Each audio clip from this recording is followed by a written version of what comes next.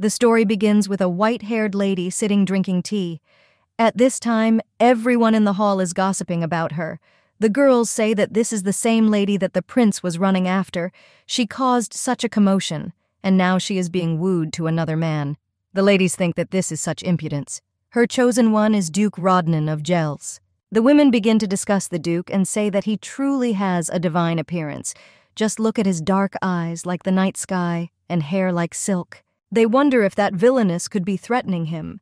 And then they quiet down a little because she is a talented magician, and the girls are afraid that she will send a curse on them. Lady Yvonne Argentros is the name of the main character.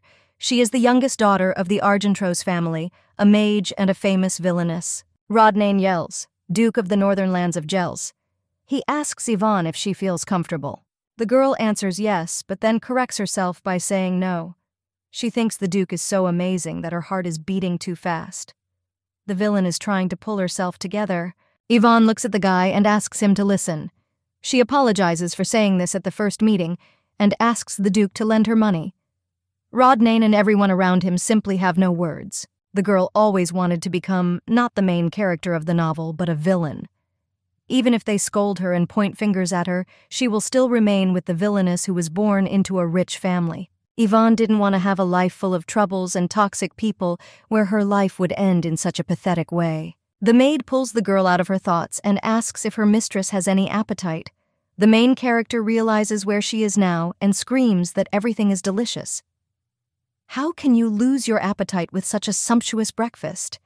Yvonne began to live the life she dreamed of, reincarnated in the body of the rich villainess of the novel. She is very happy because her dream has come true. Fantasy novel, The Light of Cordelia. Lady Yvonne Argentros is a cruel and immoral villainess. Having learned about the engagement of his beloved Adrian with the main character of the novel, Cordelia, she made a contract with the devil and gained the power of darkness. The magician Yvonne became even stronger thanks to demonic power. She turned into a great dark magician and tormented the main characters. In the end, she met her end tragically by dying. But the main character cannot allow such an ending, because among all the villains of the novels that she read, she envied Yvonne more than the others. She was the youngest daughter of the Duke. Her family owned an orichalcum mine and several mines for the extraction of precious stones. They had their own trading company that sold the best magical items in the empire. And her father was the owner of a magic tower, because over the long history of the family, many magicians were noted in the family tree. Yvonne also had the same abs, an ideal figure and unique beauty, and also abilities in magic. She's just perfection.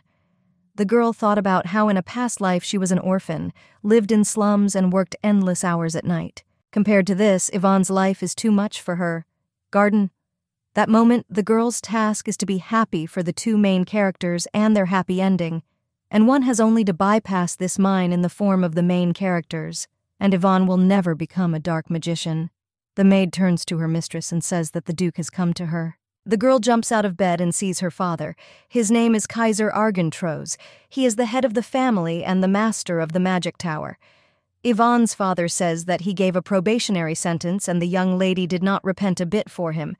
He asks his daughter what she is up to again. Before the main character got into Yvonne's body, she did something terrible. She threw a bomb at the place where the main characters were meeting. There were no casualties, but throwing a bomb was too much. The girl thinks that it would be better if she were reincarnated before Yvonne did it. Therefore, as soon as she got here, she received a punishment that consisted in the fact that the girl had to sit in her room without leaving. She could eat whatever she wanted and lie on the bed whenever she wanted. The main character thought that if this is a punishment, then let it last forever. Yvonne is already wondering if she ate too much and rested too much. She apologizes to her father, says that she will be quiet and think about her actions. But the father does not believe his daughter and asks if she can sit quietly in one place. After this, he calls the adjutant. The girl thinks that they want to kick her out. But the head of the family tells his servant to give Yvonne the task with those documents. The girl is shocked and happy that she won't be kicked out after all, but she has no idea what kind of task this is. The servant says that it will be too difficult for the lady, because the documents related to the March branch are, of course, a simple task, but such a quantity for the lady. The main character is already thinking about how many documents there are and preparing for the fact that she will have to work at night here too. Her father shouts that from today the girl will work 6 hours every day. Yvonne even rejoices at this fact. This is paradise for her who worked 15 hours a day. Her father says he gives her at least a week to complete this task. If this time the girl runs away, he will cross her out of the family tree. The father warns his daughter to do the right thing. He leaves the room, and the main character thinks that even though there was not complete harmony, she was glad that she had a family. On the first day the girl appeared in this world, her father called her crazy. Yvonne. It seemed that he hated her. The white-haired lady tells her maid that it's great that she wasn't kicked out. She claims that she wants something sweet, and the maid says that she will bring it now. At this time, Rodney is working with documents. His servant asks if he is reading these documents again, but Hertz says that they were just lying in the desk drawer. The ward says that, judging by the lack of news for 18 years, everything has long been forgotten there. The guy says that his father was worried until the end that he could not repay this debt. He even wrote a will so that his son would certainly fulfill his request if he returned. The servant claims that if necessary they will right themselves, and there is no need to think too much about it. The Duke agrees, because there is no point in worrying about something that hasn't even happened yet. Ward, Zhenya, speaks of her confidence that this man will not contact the Duke. Rodney says that this is said too confidently, but the servant assures that he has a premonition that never deceives him. The guy doesn't think it's right, but he'll try to believe him. Kaiser sits at his desk and looks at the documents in shock, asking if his daughter did it. The mentee says that she suggested a good idea. The father does not believe that Yvonne could do this. The servant claims that in this way it will be possible to immediately estimate the company's monthly sales. The method of organizing square tables is a real reform. He notes that he knew that Yvonne had a lively mind since childhood, but she turned out to be so unusual, it's surprising. The Kaiser thought that his daughter would not like working with documents. He orders his personal maid Yvonne to be called. When she enters the office, she greets her master. The main character's father wants to ask the maid a question, and he asks if she has noticed anything strange in Yvonne's behavior lately, because she is closest to her and probably knows something. The maid claims that she also wanted to talk to him because, to be honest, after the master assigned punishment to his daughter, she became very depressed. Kaiser is very surprised because before she did not react when her father scolded her. The maid continues her story and says that her mistress began to eat about half of the usual amount. The father never ceases to be surprised because his daughter has eaten 6 times a day since childhood. The maid says that she heard from other maids that the mistress cleaned up the work table in the office. Kaiser, noticing that his daughter has changed so suddenly and there must be some reason for this, he thinks that this is most likely because of the prince, because his open refusal must have shocked his daughter. The father reproaches himself for not knowing this and only scolding her. He concludes that his daughter still cannot forget the prince. Yvonne sits in her room and eats sweets. She didn't think that her Excel skills would be useful to her. The girl was worrying in vain because she thought that something serious had happened. The maid tells her master that although the white-haired lady does not show it, it seems that everything is so. Yvonne, lying on the sofa, thinks that every day would be as calm. The Kaiser, sitting with a mug of tea, still can't stop thinking about what happened. He thinks that his daughter was so much in love with the prince, and he didn't even look in her direction.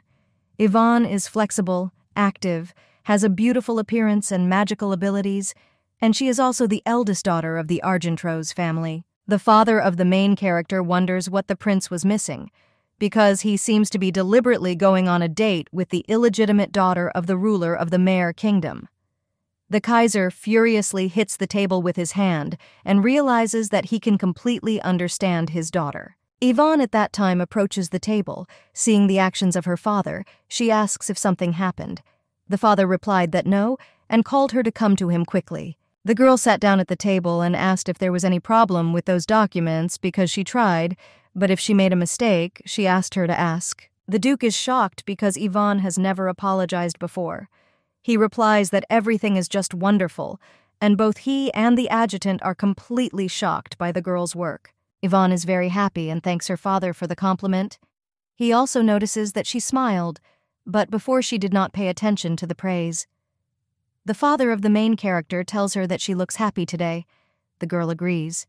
She thought that her father would scold her today, but it seems she was mistaken. She reports that she did not think that her father would praise her.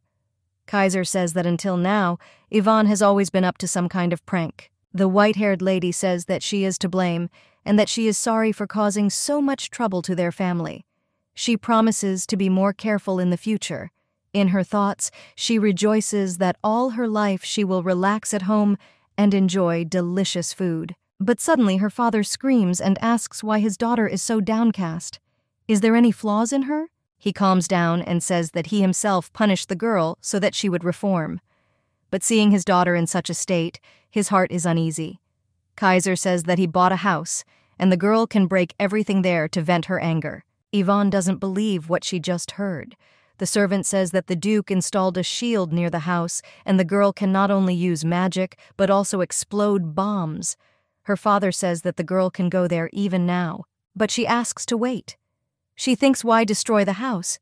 Because all her life she dreamed of having her own house, and does not understand why her father's face is so pleased.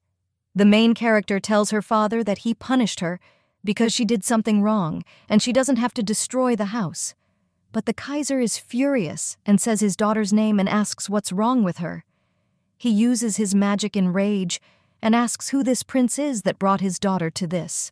The adjutant calms down the main character's father. He apologizes and says that he was too excited and asks you to forgive him if he scared him. Yvonne says in surprise that this is amazing, because her father used real magic. The same one is a little embarrassed and asks why there should be any surprise. The main character notices her father's embarrassment and thinks that perhaps he is softer in character than he seems. The father tells his daughter that if she wants something, then she should just say, if she wants a romantic relationship, that there are so many men in the world much more worthy of a prince. Yvonne, hearing that her father will fulfill any of her requests, remembers that in her past life she did not have the opportunity and tells her father that she would like to study. The Duke, hearing this, asks if his daughter said the word to study. The adjutant says that it seems she said so. After reincarnation, the main character did not know much about this life. She wants to learn everything. The girl is very happy that she can only focus on her studies. Since Yvonne is also a magician, that means she can control magic like her father. But it seems strange to her that for some reason she cannot master books on magic, although she has no problems with reading. The main character wonders if this could be because she is not the real Yvonne. Of course, she doesn't need magic right now. She considers trying to use it just in case. The girl remembers what is usually shouted in cartoons or novels, extends her right hand and says, "Fire." At this time, her brother comes into the room and asks what she is doing. Yvonne is confused and wonders why he had to come in at such a moment. Yvonne's brother is Barden, who called her a crazy dog. He is the son of Duke Argentros, an assistant professor at the Academy of Magic in the Faculty of Magicians. The main character asks her brother what he is talking about. Well, he says that her words make him tremble. To begin with, he asks his sister to answer whether she herself put the sales in order and compiled the tables. He wonders why the girl suddenly wanted to study basic subjects. Yvonne claims that she just felt like it. The guy asks what happened to his sister and asks her if she wants the title. But the main character does not understand how her brother came to such conclusions and asks if he spoke for the title. He replies that it might be useful to replace the little Duke.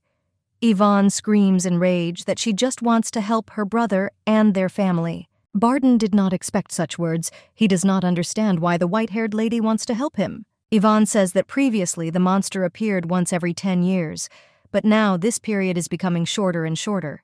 Her brother also knows about this since he participated in the battles. The last major battle took place 5 years after their appearance. It is obvious that the next war will be even larger and will most likely happen in 3 years. Barden knows, but asks what the girl's conclusions are based on. At first she doesn't know what to answer, but then she says that her conclusions are based on the fact that she studied history all day today, looked at when there were major battles and checked for the presence of monsters in these battles. The main character handed the guy a piece of paper. He looked at it in surprise and asked himself in his thoughts how Yvonne found out this herself and collected the data in a table. She reproaches her brother for what he said about the girl trying to get the title. Barden asks what his sister is really trying to achieve then, since she is not one of those who will just help. The main character thinks how suspicious he is. She says that, to be honest, it was very difficult for her, but she wants to help him and his father live a calm life. The girl asks if her brother understands her, but he still doesn't really believe it, and suspiciously asks what she said. Yvonne is already furious and repeats the word brother.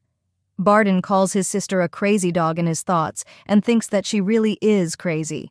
He blames the crown prince for this. The guy comes to his father's office and says that Yvonne is somehow strange. Kaiser asks if his son noticed too. The father says that his daughter said he was amazing, and the brother says that the girl called him brother. They think that the prince's refusal was a big blow for Yvonne because she said that it was hard for her and now she wants to live a quiet life. Also today, the teachers who came to her said that her thirst for knowledge is commendable, but her look is full of madness. Barden concludes that she is not herself right now. He asks what is it about this prince. Kaiser says that he wants to introduce Yvonne to a man with whom the prince cannot be compared because maybe her condition will improve if she goes on a date with someone better. Barden agrees and says it's better than staying at home all the time. The two of them grin evilly, and the brother asks if his father chose the candidate. Rodney claims that Ant's instincts have failed him again and orders him to prepare everything for the trip. He had a reason to go to the capital because the Kaiser sent him an invitation to an official meeting with his daughter. 18 years ago, the previous Duke of Gels was a rather straightforward and self-confident man. He took part in the fight against monsters, trusting only his sword. However, during the battle, he was trapped in flames. At that time, Kaiser Argentros was passing by, heading north to get medicine for his sick wife. The Kaiser's great move helped the Duke in that dangerous situation. Thus, the Yales family found itself in great debt to Argentros. The proud father was, on the one hand, grateful for the rescue, but asked not to disclose the fact that the magician helped him get rid of danger. Tied up, he promised to fulfill any request of the Kaiser. Nowadays, thanks to one letter, the forgotten oath has made itself felt again. The servant asks if the Duke really intends to go there, but he claims that Ant himself saw that the prince had a beloved, which greatly upset the Duke's daughter. The ward tells his master that Duke Argentros is crossing all boundaries, because how can one remind of an oath for such a purpose? He argues that Rodnine is not obligated to date his daughter because of this. But the Duke does not listen to the guy with blue hair. He says that it is necessary to order a new suit and prepare gifts in advance. The servant does not understand why his master is so eager to do this, because this is Lady Yvonne Argentros herself. She has done so much in her life. Why should Rodnane help this villainess? But the Duke is adamant. He says that he will certainly repay his family's debt, and the time for this has come, especially since one should not forget about his father's will. Antu cannot overcome his master's stubbornness, and he says that he will send a letter saying that the Duke is heading to the Gels estate in the capital and will also plan passage to the atelier. Rodnine becomes curious about how scary a person the Duke's daughter is. The next day, Yvonne heads for the capital in a carriage. A girl on the street meets her gaze and tells her friend about it. She claims that we need to quickly leave here before this villain does something. The main character, of course, assumed, but did not think that everything was so bad. Barden claims that girls are still afraid of his sister, and her reputation is still strong. Yvonne asks in her thoughts whether he likes this treatment of his own sister. The family arrives in Natsiel. The main character is delighted with this place. The brother asks if she has already forgotten this place, because she has not been here for a long time. The white-haired lady wonders how Yvonne decided to throw a bomb at this peaceful place. The brother whispers in the main character's ear that if she wants to blow up something, then let him tell him, the guy will borrow an artifact from his sister. The girl says that this is not the point, and in her thoughts, she asks herself what is wrong with them, what is the matter with them, what is the father, what is the brother. She looks at the imperial palace and thinks that it is much more beautiful than she imagined, but her father blocks the view of the palace and tells Yvonne not to even look that way. The main character is shocked. Her brother asks her if she is still sorry, but the white-haired lady asks why she should be sorry. Do they really think that the girl is still in love with the prince? She tries to tell her family that she forgot about the prince. Her brother and father, of course, don't believe her, but it's true. Altogether, they go to the best atelier in the empire, Elmador. Workers greet customers with warm smiles, smart games, and you don't notice that they have a completely different reaction compared to when Yvonne came alone. She always came here alone. The workers never said a word to her. The girl was lonely and abandoned by everyone, the daughter of a duke. The white-haired lady became a little depressed from such memories. Her father asked if she was okay. The girl replies that she is fine, and the father tells the workers to find suitable outfits for her. The brother says that Yvonne should not yawn, and she should quickly choose a dress for herself. The girl is very touched by this, because it looks like they brought her here on purpose to cheer her up. She is very glad that now she has a family who cares about her. The main character tries on many dresses, but cannot choose because they are all very beautiful. The brother says that the girl looks good. The father agrees because his daughter is the most beautiful lady in the empire. One of the workers asks if he can show them the shoes on the stand, but the duke furiously asks what he is talking about. The brother says that the heel looks too high and dangerous for his sister. The father adds that she might twist her ankle. After that, they leave the studio and head to other stores. The duke, taking the exquisite summer hat in his hands, says that it will suit Yvonne very much. Barden just points at the jewelry and tells his sister that it looks good, and she should try it on once. Yvonne can't help but smile and laugh happily. Brother and father notice this. The main character apologizes, but the two tell her that it's okay. The father claims that he remembered the mother of the village, because she looks very much like her when she smiles. The brother decides to interrupt the conversation and suggests going for tea. Kaiser replies that this is a great idea. Barden adds that there is a cafe nearby. The white-haired lady doesn't understand what's happening. It seems to her that they set it all up on purpose, because those two talk so unnaturally. The girl already wants to go home. When the family enters the cafe, the brother and father ask Yvonne if she likes her shopping. She says that she really likes it and thanks for such gifts. But as she already said, the white-haired lady is going to study in order to be useful to her family, so she has no particular place to wear these outfits and probably should return half of them. The Kaiser and his son are outraged. The father asks why there is no place to wear this. Barden agrees with his father and says that he will introduce Yvonne to a good man in 3 days in this cafe. The main character remembers how they sat at the table and asks herself if he was joking last time. Kaiser claims that he has already taken care of everything, and this man's name is Rodnine Gels. This is the young head of the Gels family, one of the revered families of the empire. He is a swordmaster and guardian of the Northern Gate. The white-haired lady thinks she heard something about him too.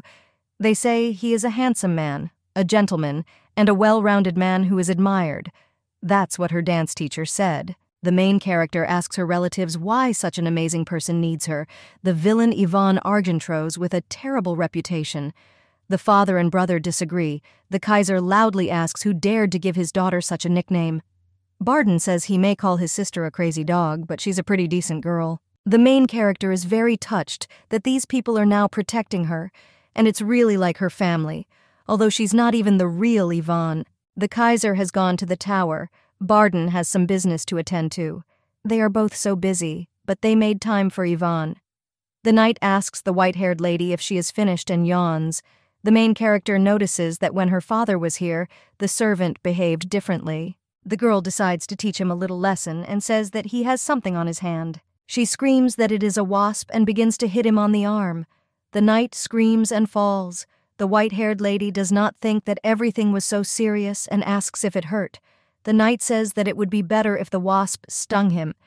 He says that the lady's weapon, that is, the lady, is very strong. The girl looks at her hands with admiration and says that these are golden fists. Suddenly she notices something wrong. Turning around, she sees a dark aura near her. The girl is scared by this and asks you if this is black haze. Whatever it is, it's unpleasant. The main character begins to trample on this aura. It begins to say that the girl is a great magician, asking if she thinks this is the end.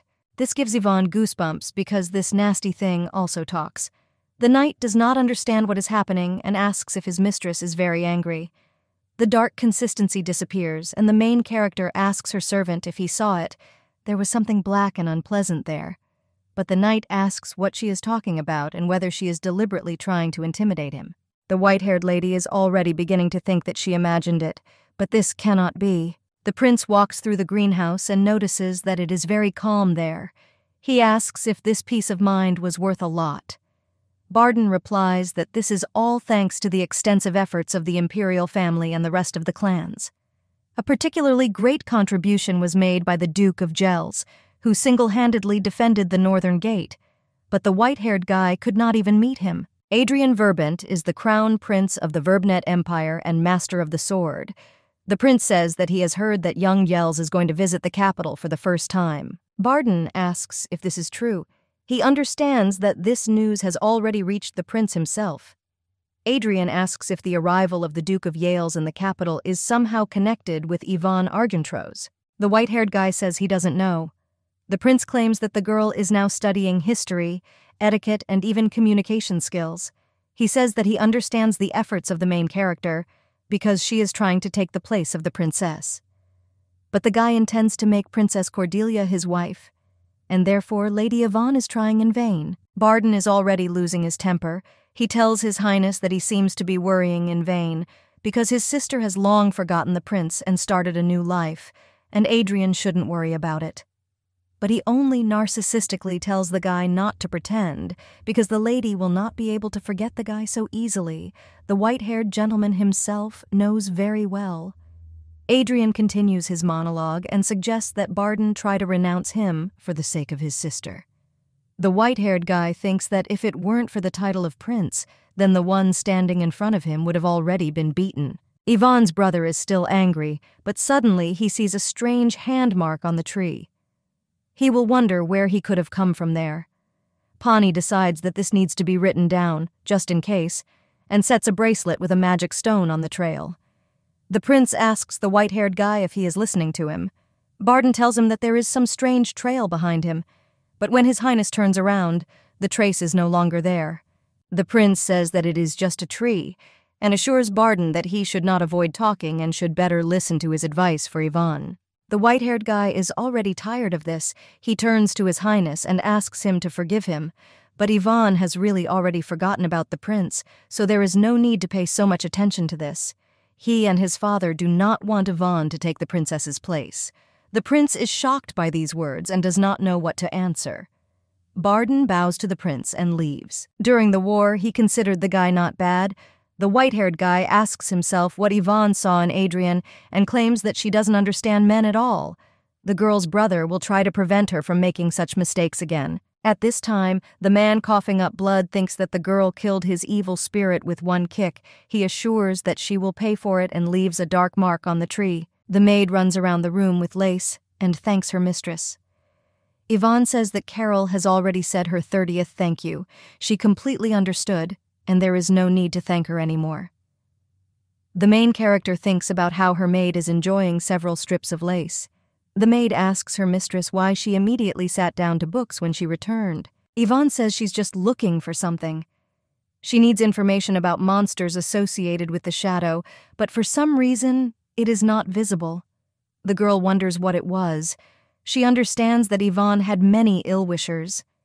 Is someone really trying to kill her? She thinks the genre has suddenly changed to thriller. The main character cannot find anything in the books and wonders if there is other information.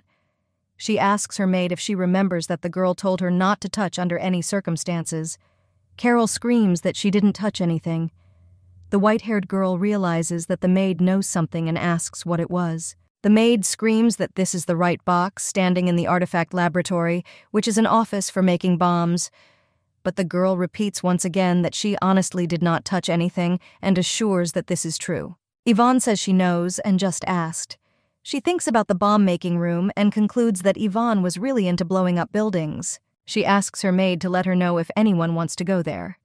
Carol obeys and says that if she discovers that someone has entered there, she will immediately throw the bomb that is in the earring. The main character looks a little puzzled at the earring. She didn't even think that it was a bomb. She thinks that Carol stayed to work as Yvonne's maid for a reason. At night, the white-haired lady decides to look into the laboratory. She comes into the room with a lamp. The girl thought that the laboratory would be dark and boring, but there everything was different. She starts looking at and touching everything. The main character finds the table Carol was talking about. She reaches out to the box. Having opened it, his girlfriend sees that there is only a diary there. She asks why it was so important that Yvonne gave Carol the bomb. The white-haired lady is trying in every possible way to open it, but unfortunately, nothing works out for her. The main character thought that with Yvonne's strength she would succeed, but the diary did not open. Looking around, the girl notices a book on the shelf. She takes it in her hands and opens it to a page with a bookmark. On it, the main character sees the line, "Magical memory loss and a cure." The book falls out of her hands because the girl comes to the realization that the previous owner of the body had magical memory loss. Sitting at the table near the book, she says that she thought she could use magic because she is not the real Yvonne. It turns out she was sick. It's good that there is a method of healing. You just need to crush 1 kilogram of Thiel's crystal. And if you drink tea regularly, complete healing is possible. At the girl's glance, she comes across the price of the precious stone. 1 gram costs 10 million gold, and 1 kilogram costs 100 million. She looks in shock at such figures, because for that time it was an exorbitant price. The Duke tries on a new suit, and rumors say that these clothes were made especially for him, because they fit perfectly. Another employee claims that it's a big part of their family to work for Yale's. Having finished with the fitting, the Duke says to prepare everything according to these sizes. While he is changing into his outfit, the guy asks his servant if there has been any news from the north. Ant replies that, fortunately, there is no news about monsters, and asks whether his master plans to return to the north after tomorrow's meeting. The Duke answers yes, because lately monsters have been appearing too often. The maid asks her mistress if she slept well at night because her complexion is somehow pale. Yvonne says no and says she wants to buy something, so she needs to look at her property list. Carol claims there have been no changes since the mine was last sold. The main character realizes what her maid said and turns around sharply. She asks the maid a lot of questions why this mine was the last and whether there is anything else. Carol says that her mistress spent everything on loans from a magic company. Yvonne realizes that the daughter of rich people does not have a penny behind her. If you find out that in a dangerous situation she cannot use magic, then what will she have to do? She tells the maid that she doesn't care what kind of jewelry and orders her to quickly pick up and prepare the magic ball. Carol compliments her mistress and says that she looks beautiful with any jewelry. The main character wonders what's wrong with her, but still thanks her maid. Through a magic ball, the girl contacts the head of the branch of the gem company, and he claims that the price of Thiel's is 20 million per gram. The head of the branch says that the girl contacted them just in time. Now the price is very good. Last week it was 30 million. The main character asks if by chance there is any cheap Thiel's. Her interlocutor laughs at this and says that the girl knows how to joke. After all, money is money, and this crystal is usually sold by the gram, and if she needs a whole kilogram, then most likely she will have to buy all the Thiel's that are in the empire.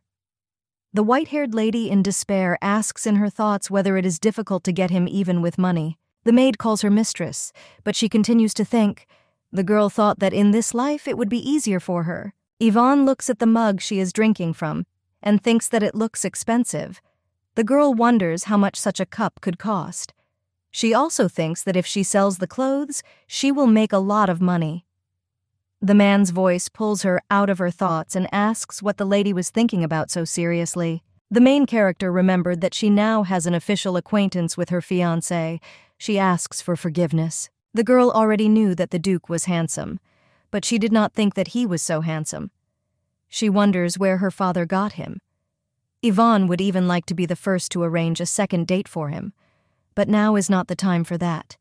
It will be better for both of them if the white-haired lady finishes quickly and leaves here. She asks the Duke to listen to her and asks if he could lend her money. An awkward silence hangs between them. Yvonne thought that after such words he would be speechless and quickly leave this place. The main character does not understand why the guy has not left yet and continues to look at the girl like that. She thinks it would be better if he grinned or started swearing. Rodneen asks how much the white-haired lady needs. The main character claims that this is an indefinite repayment and without interest of approximately 200 million gold, but the Duke only puts his hand in the pocket of his jacket. Yvonne does not believe that he is really ready to lend. She thought that he would start cursing and refuse her. When Gels takes a pen out of his pocket, the white-haired lady remembers that he is a master of the sword, and is afraid that with this sharp object, he is going to hurt her. But the Duke simply signs the piece of paper. Yvonne, looking at the guy's eyelashes, notices that they are long. Her gaze falls on Gels's gorgeous hair, and in her thoughts asks what shampoo he uses. The main character notices that the Duke's nose is so chiseled and sharp, like that of a real swordmaster. Herzen, the white-haired lady, thinks that the man sitting opposite her is charming. It seems that it was because of him that the word beauty was invented. He also has beautiful, long fingers. Looking at them, the girl notices that Rodnane is writing something on a piece of paper with her beautiful hands. Taking a closer look, she sees that the guy is filling out an agreement on issuing a loan. The main character thinks that he is completely crazy and is really going to lend her money. She is going to stop the Duke, grabs the guy by the hand, but then she realizes what she has done and asks him to forgive her. She tells the Duke that he is very kind.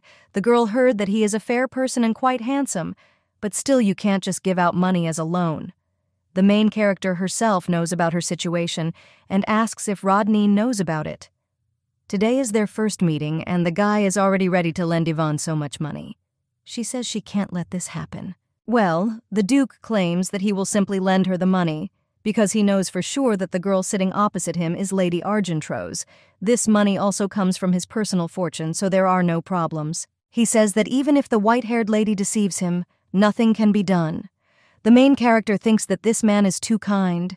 She assures the Duke that it would be right to run away immediately, because the lady on the date behaves very strangely. Well, he approaches Yvonne and says that if he doesn't think the girl is strange, then there's no point in running. Then the main character thinks that she needs to run. She jumps up from her seat and says that she has to go. Yels asks the girl to wait and says that he will take her to the Argentrose estate. The white-haired lady says, "You shouldn't do this." The Duke asks if it's really not possible because he would like to get to know Yvonne better. The main character's heart melts at such words, and she thinks that she also wants to get to know the guy. But she refuses him, because for the sake of the Duke, she must leave first. She says that they should say goodbye here. Then the guy asks if the white-haired lady could fulfill one of his requests. He suggests calling each other by their first names the next time they meet, and asks Yvonne for her opinion on this. He tells the main character that he will call her Yvonne, and she can call him Rodnane. The Duke kisses the hand of the white-haired lady. The girl agrees to this request and smiles. After the meeting, the main character decides to relax near the fountain. She thought that her heart would jump out of her chest and that she was unworthy of such a person. But the girl was happy, even if not for long, because they would not see him again. Yvonne sees painfully familiar golden hair and realizes that it is the prince. He says that the lady is persistent because even on the day of her date, she wanders around looking for him. The main character thought that under no circumstances would she meet him here, the beloved son of the emperor's concubine. Adrian's real mother died, so he was adopted by the current empress, thus becoming the heir and always caring only about his reputation. That's why he didn't like Yvonne. If any of his clothes or accessories were of a color that reminded him of Yvonne, he pointedly avoided it in appearance, and also ignored the white-haired lady's declarations of love several times. Now the prince is showing off with all his might and asking what he can do with the lady who is suffering so much because of him. The main character is not very happy to greet him. Adrian didn't think that even on such a day, the girl would come here. As befits the main character of the novel, he can certainly be called handsome, but after that ideal man, the prince seems somehow ordinary. Adrian tells the girl that she shouldn't look at him with such a sad look, but the white-haired lady does not understand what he is talking about and claims that she does not want to disturb him, so she will go. The prince at first says good, but then realizes what Yvonne said and is surprised to ask where she is going when he is right here. But the girl asks for forgiveness and gets up from her seat. She thinks that she should leave there quickly, but the prince screams for her to wait and grabs the lady's hand. The main character, in shock, asks if the prince grabbed her hand. Adrian lets go of her hand and says that he didn't mean to. Yvonne says that there are a lot of people there, and if the prince holds her hand, it will affect his reputation. The white-haired lady claims that the prince has always been worried about this, and thinks that she should tell him directly. The girl says that he seems to have misunderstood because she has long forgotten about him. She assures that Adrian need not worry because in the future the girl will not interfere with them. The main character apologizes for everything she did, but the prince says that the lady is just trying to reach his heart. As far as he knows, Yvonne has begun studying to become his wife. He says that there is no need to be shy because there is nothing shameful in learning. The white-haired lady does not understand what this narcissistic prince is talking about. She notices that his hair is yellow, and he says disgustingly, as if his head is smeared with oil. The girl furiously tells His Highness that everything is wrong. She wonders why this psycho cannot understand and says that she no longer has any feelings for Adrian. But he still doesn't understand and says that the girl is just trying to attract his attention. Even the Duke of Yale's was used for this. The prince asks if Yvonne feels sorry for him. The main character clenches her fists and almost cries because of this idiot. His Highness asks the lady if she is crying because of him. Rodnine approaches the couple from behind and says that he has finally found Yvonne. He greets the prince and says his name is Rodnine Gels. Adrian, in amazement, asks if this is the Duke of Gels. Two guys are standing opposite each other. People begin to whisper. One lady from the crowd asks if Miss Argentrose stands between the prince and the Duke. Is this really a love triangle? Another lady asks what kind of strange things the girl is saying. 5. It is immediately clear that the Duke of Gels has rushed to protect the prince. Yvonne simply has no words. She thinks that she should have taken her brother's artifact. Rodnine tells the main character that he has a gift for her, which he did not have time to give, claiming that this is not the most suitable place. The Duke suggests retiring to some quiet place. Yvonne thinks that the guy realized that she was in an unpleasant situation and decided to help her. The white-haired lady hugs the Duke's arm and says that they are leaving to spend time together. She invites the Duke to come with her. Rodnine holds the girl's hand, indicating that she should not let him go, and claims that, as the lady said, they have a date, so he will see His Highness next time. The couple leaves, leaving the prince alone. On the way, the main character says that she will certainly thank the Duke for this, and to be honest, she knows that the guy came on a date at the request of her father. She assumes that it must have been difficult for Rodnine to do this, and now he also saved her from the prince. The white-haired lady thanks him. He thinks about it, and Yvonne asks maybe it was unpleasant for him, because she didn't even think about it. The Duke approaches Yvonne. The girl notices that he is too close. The guy reaches out his hand to her hair, and the main character closes her eyes, thinking that he wants to kiss her. But Rodnine simply took the leaf from her hair and reminded her that they had agreed that the lady would call him by his name. But the main character thinks that if the Duke behaves like this, then she may not understand everything correctly. Rodnine had already poured a mountain of sugar into his cup. He thinks how the villainess may have such clear eyes. Maybe this is her charm. The servant asks his master if he can hear him. The Duke asks Aunt if he told him before he went on the date that he had good looks. The ward with blue hair adjusts his monocle, and with a smile on his face replies that, as now, the Duke is handsome and will always be so. Rodnine asks how he can believe this.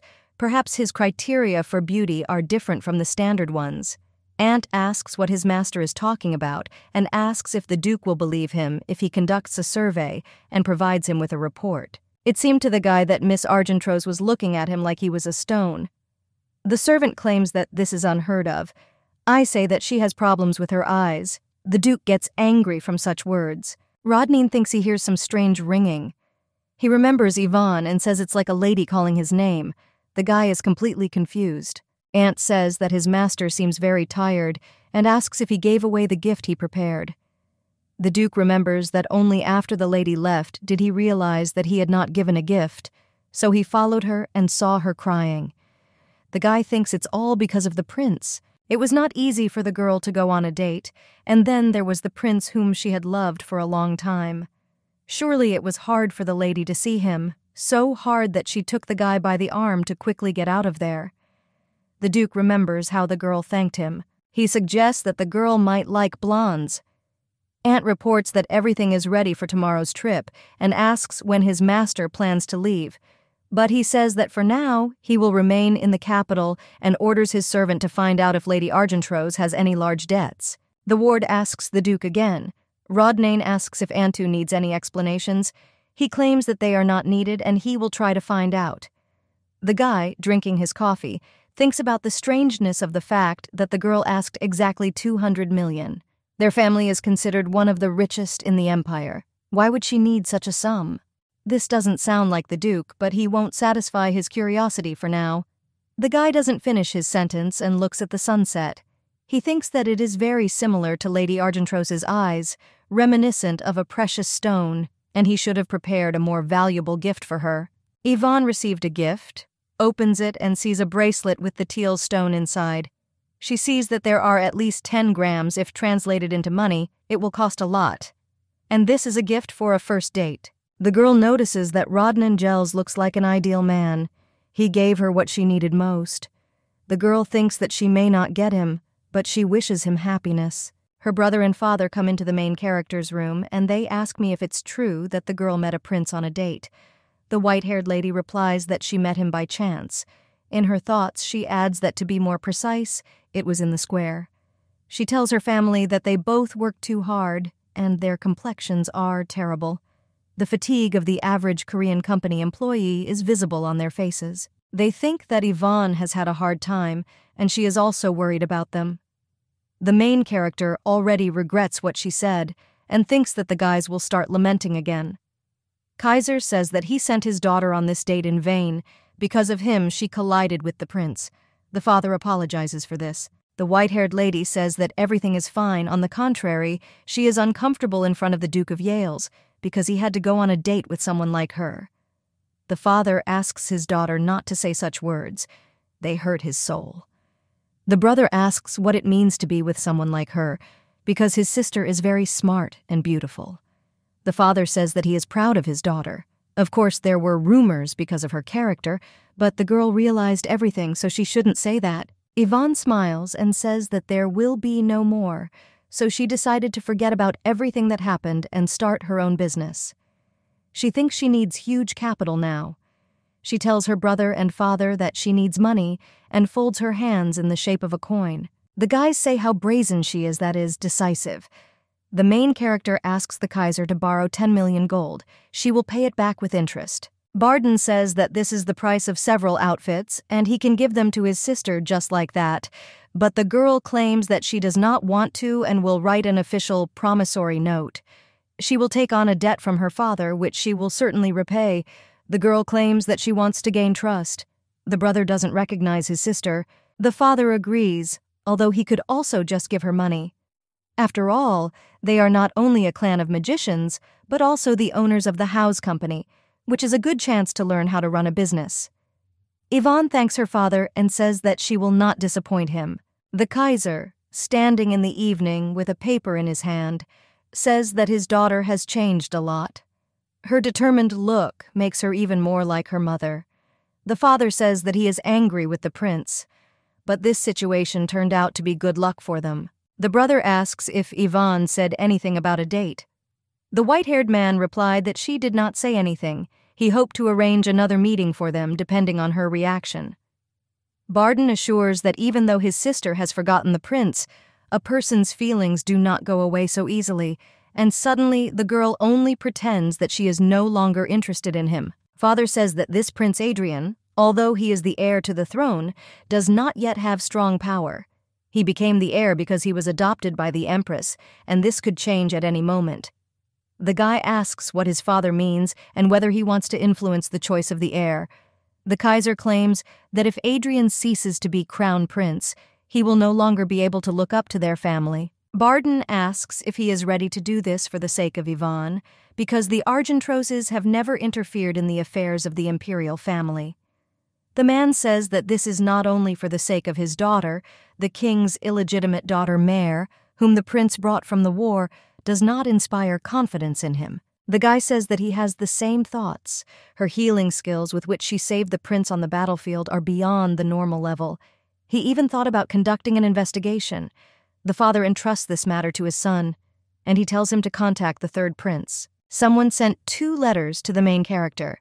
The girl asked who they were from. The maid replied that one was from the Duke of Yales and the second from the Crown Prince. The white-haired lady falls into despair because she thinks that the first is a complaint and the second is a summons.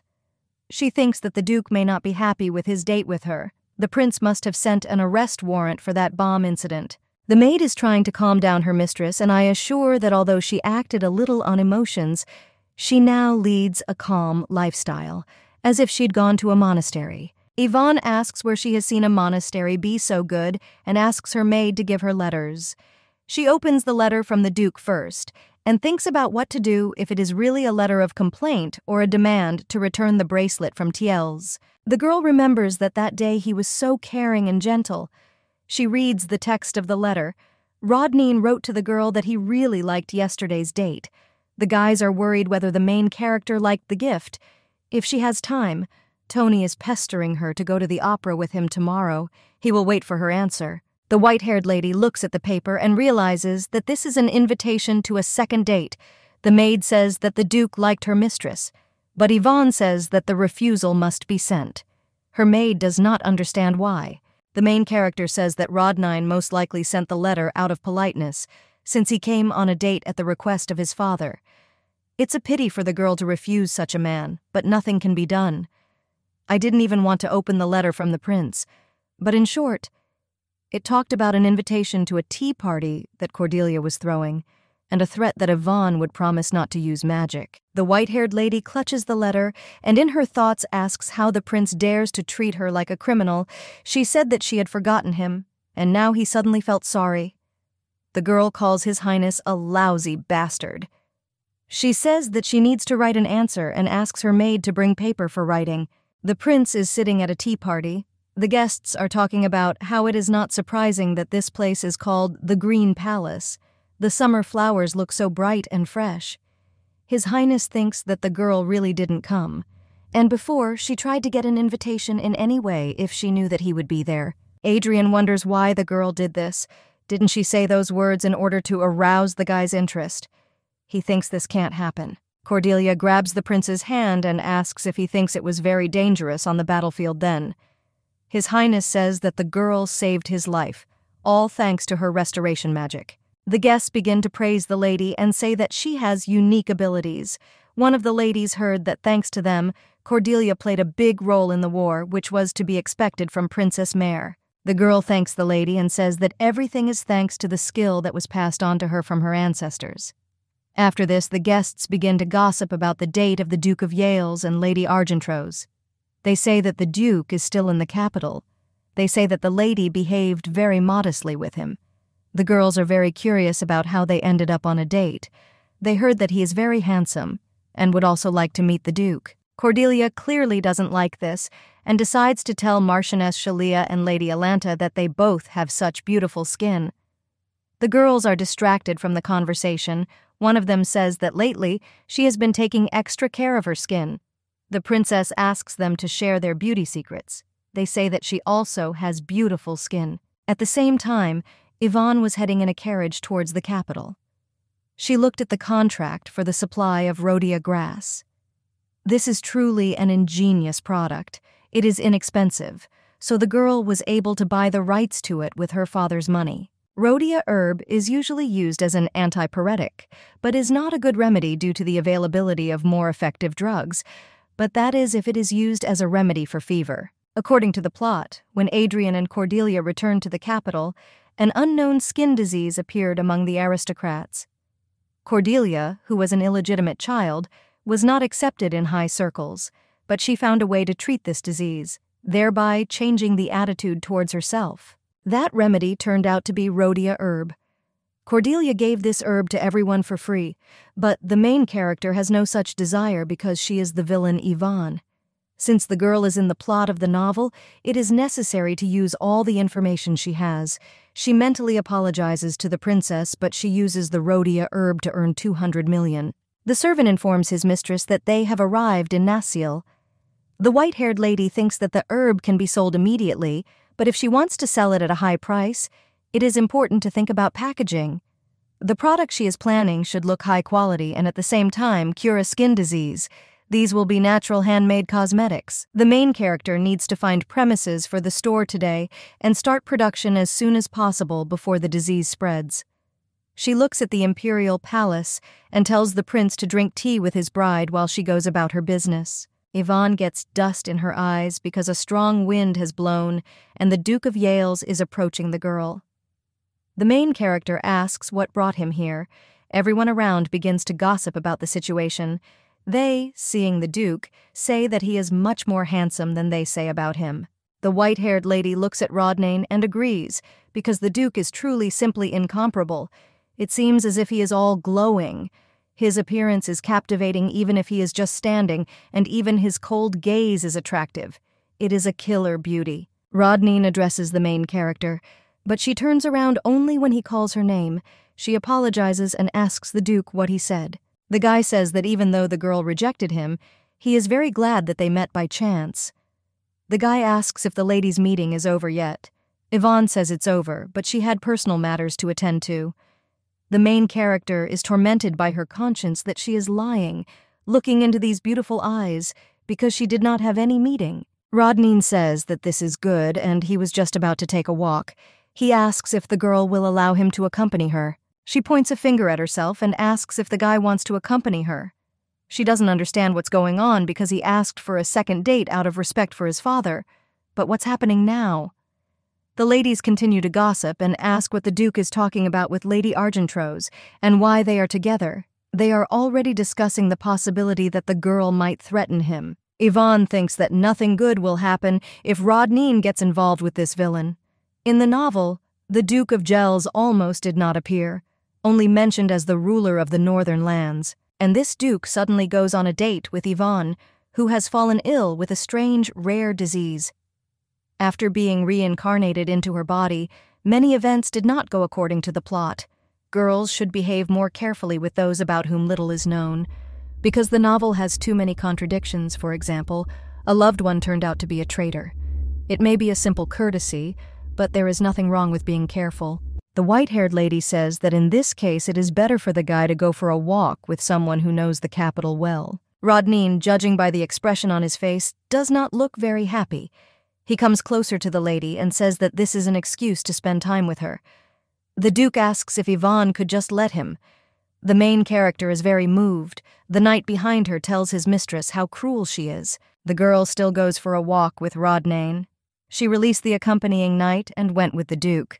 It happened naturally. The guy told the servant to rest somewhere for now, but he heard these words and immediately rushed off. Now the girl thinks that it is dangerous for her to walk alone, but suddenly she will find herself in even greater danger. The Duke asks why the girl is accompanied by a knight, and whether this is such a trick. The main character says that it is simply dangerous on the streets, but at the same moment she remembers that Yvonne was a magician who does not need a knight. At first she didn't understand why the guy was asking her such obvious things, but for Yvonne this is far from obvious. She says that naturally she could do without the knight, but caution never hurts. Rodnane looks forward coldly and agrees with the white-haired lady. He claims that there are too many scum in the world. The main character only hopes that she is not this trash. The girl sincerely wishes that it would be so and decides to change the topic of conversation. She asks the Duke if he minds because she is going to go shopping. The guy says that there is nothing wrong with it and concludes that Yvonne loves shopping. He claims he will take this into account. The main character doesn't understand why she feels like she's under interrogation. She remembers all of Yvonne's atrocities and says that she needs to learn to spend less. She's tired of all this luxury. The girl understands that for some reason she began to make excuses. The Duke asks, "What do you mean she doesn't like dresses, bags, shoes, and jewelry?" He should have found out in advance before giving a gift. The white-haired lady understands that the bracelet with the stone that she needs so much now is a clear luxury item. As soon as she remembers this, a smile immediately appears on her face. The girl claims that she really liked Rodnane's gift and thanks him. She thinks about the properties of this precious crystal because it can cure Yvonne's illness. The girl claims that this is true. The Duke says what a relief and thinks a little. The white-haired lady asks herself why the guy has such a face and thinks that she did something wrong again. But after a short silence, Rodnane began asking the girl questions as if nothing was wrong, as if he was trying to find out everything about her at once. But that didn't end there, because he also charmed her with his words. He approaches Yvonne and says that she looks even more beautiful today. The girl thinks that she needs to calm down and stop worrying so much, otherwise it will be worse for her. This is just being said out of politeness. She just needs to agree and move on to the next topic. Yvonne says the Duke looks good too. On the way they meet two ladies. They are greeted with Rodnane. The eldest lady says that she is the wife of Viscount Francia and points to a young girl, informing her that this is her daughter. The Duke says with a soft smile that he is glad to see them, but now he is busy and has to go. The girl says goodbye to him. The older lady apologizes for delaying him. Yvonne noticed that he had just acted so coldly, which seemed strange to the girl, because she thought that he was nice to everyone. The Duke asks if he asked too many questions to the white-haired lady, because he said that he would not interfere. He apologizes and says that he is just interested in getting to know the lady better. The main character thinks that this man is truly ideal, but she is trying to move away from such thoughts.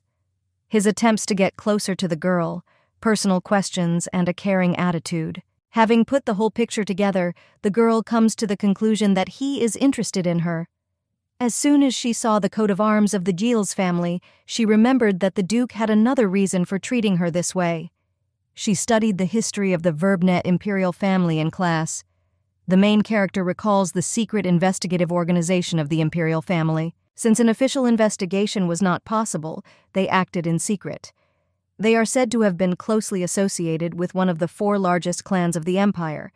No one has seen them in person, but if the Gilles family is responsible for the secret investigation of the imperial family, then everything falls into place.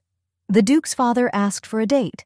The non-white-haired lady cannot say what caused his behavior after the date. She continues on her way and thinks that if she remembers, in the novel, Yvonne became more and more cruel, so the prince put her under secret surveillance. That is, Rodnane could be a spy sent by the prince to keep an eye on her. The victim grabs the girl and moves her a little to the side. He tells Yvonne that she needs to look ahead when walking down the street. She almost crashed into a tree, so the girl should be more careful. The main character is a little embarrassed and thinks that the guy is being so kind to her on purpose to lull her vigilance. She thanks Rodnane and promises that she will be more attentive. The girl thinks that this is even better. At the same time, she will demonstrate to the Duke that she does not pose a danger to Adrian. She thinks she will relieve Mr. Rodnane of his duties. A white-haired lady enters a cosmetic store and begins testing the products. Herkeg asks if she chooses cosmetics for herself. The girl claims that she does. But the guy says that she looks beautiful even without makeup and asks why she needs all this. Yvonne is embarrassed and says that everything is not so good. She thinks that Rodnane is trying to point out that the white-haired lady is wasting her money.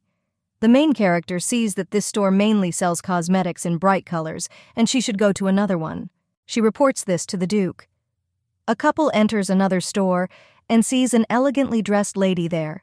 She greets the main character and the guy. The white-haired lady notices that the saleswoman recognized them immediately. The hostess is well-versed in representatives of the upper class. Yvonne inhales and feels a wonderful aroma. It's the aroma of herbs.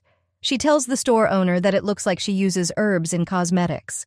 The saleswoman assures that everything is correct and thanks the lady for noticing this. The girl asks if the lady can tell you about the product she picked up. The hostess takes the cream into her hands and talks about its properties. The main character understands that, after all, functional cosmetics have amazing properties thanks to herbs. She applies the product to her hand, and you notice that the owner takes pride in her products, and they have a nice smell and texture. The white-haired lady thinks that she can make the necessary me-and cosmetics here with the help of rhodia herb. She turns around and meets the Duke's gaze, who tilts his head with a smile. The girl remembers that the Duke gave her a bracelet, but she gave him nothing. He, of course, may turn out to be a spy, but this is the task of the prince, and not the one who carries it out, and the boss is to blame, not the subordinates. The white-haired lady calls Rodnane to her, then comes closer and asks what it is. The main character understands that she shouldn't think like that, but the Duke seems to her like an obedient dog. She puts a little cream on her finger and asks the guy to give her his hand. He doesn't understand at first, but then agrees. The girl puts cream on the Duke's hand and thinks that the guy's hands are very beautiful hands. Looking at his veins, she thinks that he seems very domineering. Perhaps such thoughts are unworthy of her, but let someone who looks at this hand and does not think the same throw a stone at her. Yvonne asks Rodnane how he is. Well, the guy doesn't answer anything. The main character begins to think that she behaved too rudely. The Duke might not like that she was touching him. The white-haired lady begins to worry and says that she just wanted to thank the guy for that gift, but offering hand cream to a man who often holds a sword is too much. She claims that she herself understands that it was rude. The girl runs away and asks her to forgive her. Rodney tries to stop her and says that on the contrary, you need to take care of the skin of your hands. The guests in the royal palace are again gossiping about the Duke and Yvonne, and they have already heard rumors that they went on a date today. The prince approaches in the crowd with Cordelia. He claims that the event has already ended, but the guests are not leaving. He says he became curious about what they were talking about. One lady claims that nothing special happened. They were just discussing the Duke of Yale's and Miss Argentro's. They are rumored to be on a date in Natsiel. The prince thinks and repeats the girl's words that the lady is on a date. Cordelia seems worried by the prince's behavior. The guests say goodbye to His Majesty, and he leaves grinning. He thinks that Yvonne is trying to make him jealous, and it's quite cute. Adrian finds it surprising that this villainess seems attractive to him. This time she tried her best. The princess looks very angry about this, but their prince rejected the villainess because he doesn't like her, but his facial expression and actions indicate obvious jealousy. Such feelings cannot be expressed by those who have absolutely no interest. Cordelia squeezes the flower in her hand and says that it is necessary to draw his attention to herself again. She sees a guy walking down the road and realizes that it is Barden Argentro's. During the war, with the help of healing magic, the princess managed to ingratiate herself with those around her. The only one who did not succumb to her charm was the Duke of Barden. Cordelia may be able to use him to regain the prince's interest in her. She doesn't dislike the guy, but she has no other choice. At this time, the couple leaves the store. The main character says that this smell suits the Duke very much, and he asks if the scent of a rose suits him. The white-haired lady says that it suits him very well, and adds in her thoughts that everything suits handsome men. Rodney wants to ask Yvonne something, but her brother interrupts the Duke and comes between them. The main character asks where Barden is from here. Well, he says that rumors about their date reached not only the academy, but also the imperial palace.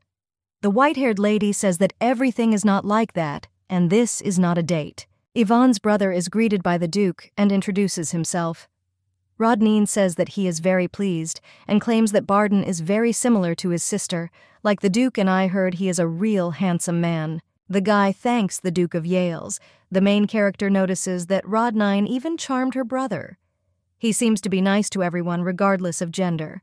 The heart says that he definitely wanted to meet him, and if Barden doesn't mind, he would like to invite him and Lady Yvonne to dinner. The brother grabs his sister's hand, apologizes, and says that this is impossible. He just wanted to tell him something. Barden says that Yvonne has been trying to start a new life lately, so the Duke should not instill empty hopes in her just out of curiosity. He asks his sister if this is true. The main character thinks that this is right. Only Hertz is watching her on the orders of the prince and is not trying to charm her. Rodney has this perplexed face. Barden is talking nonsense, but for some reason the main character is ashamed. The brother takes his sister away.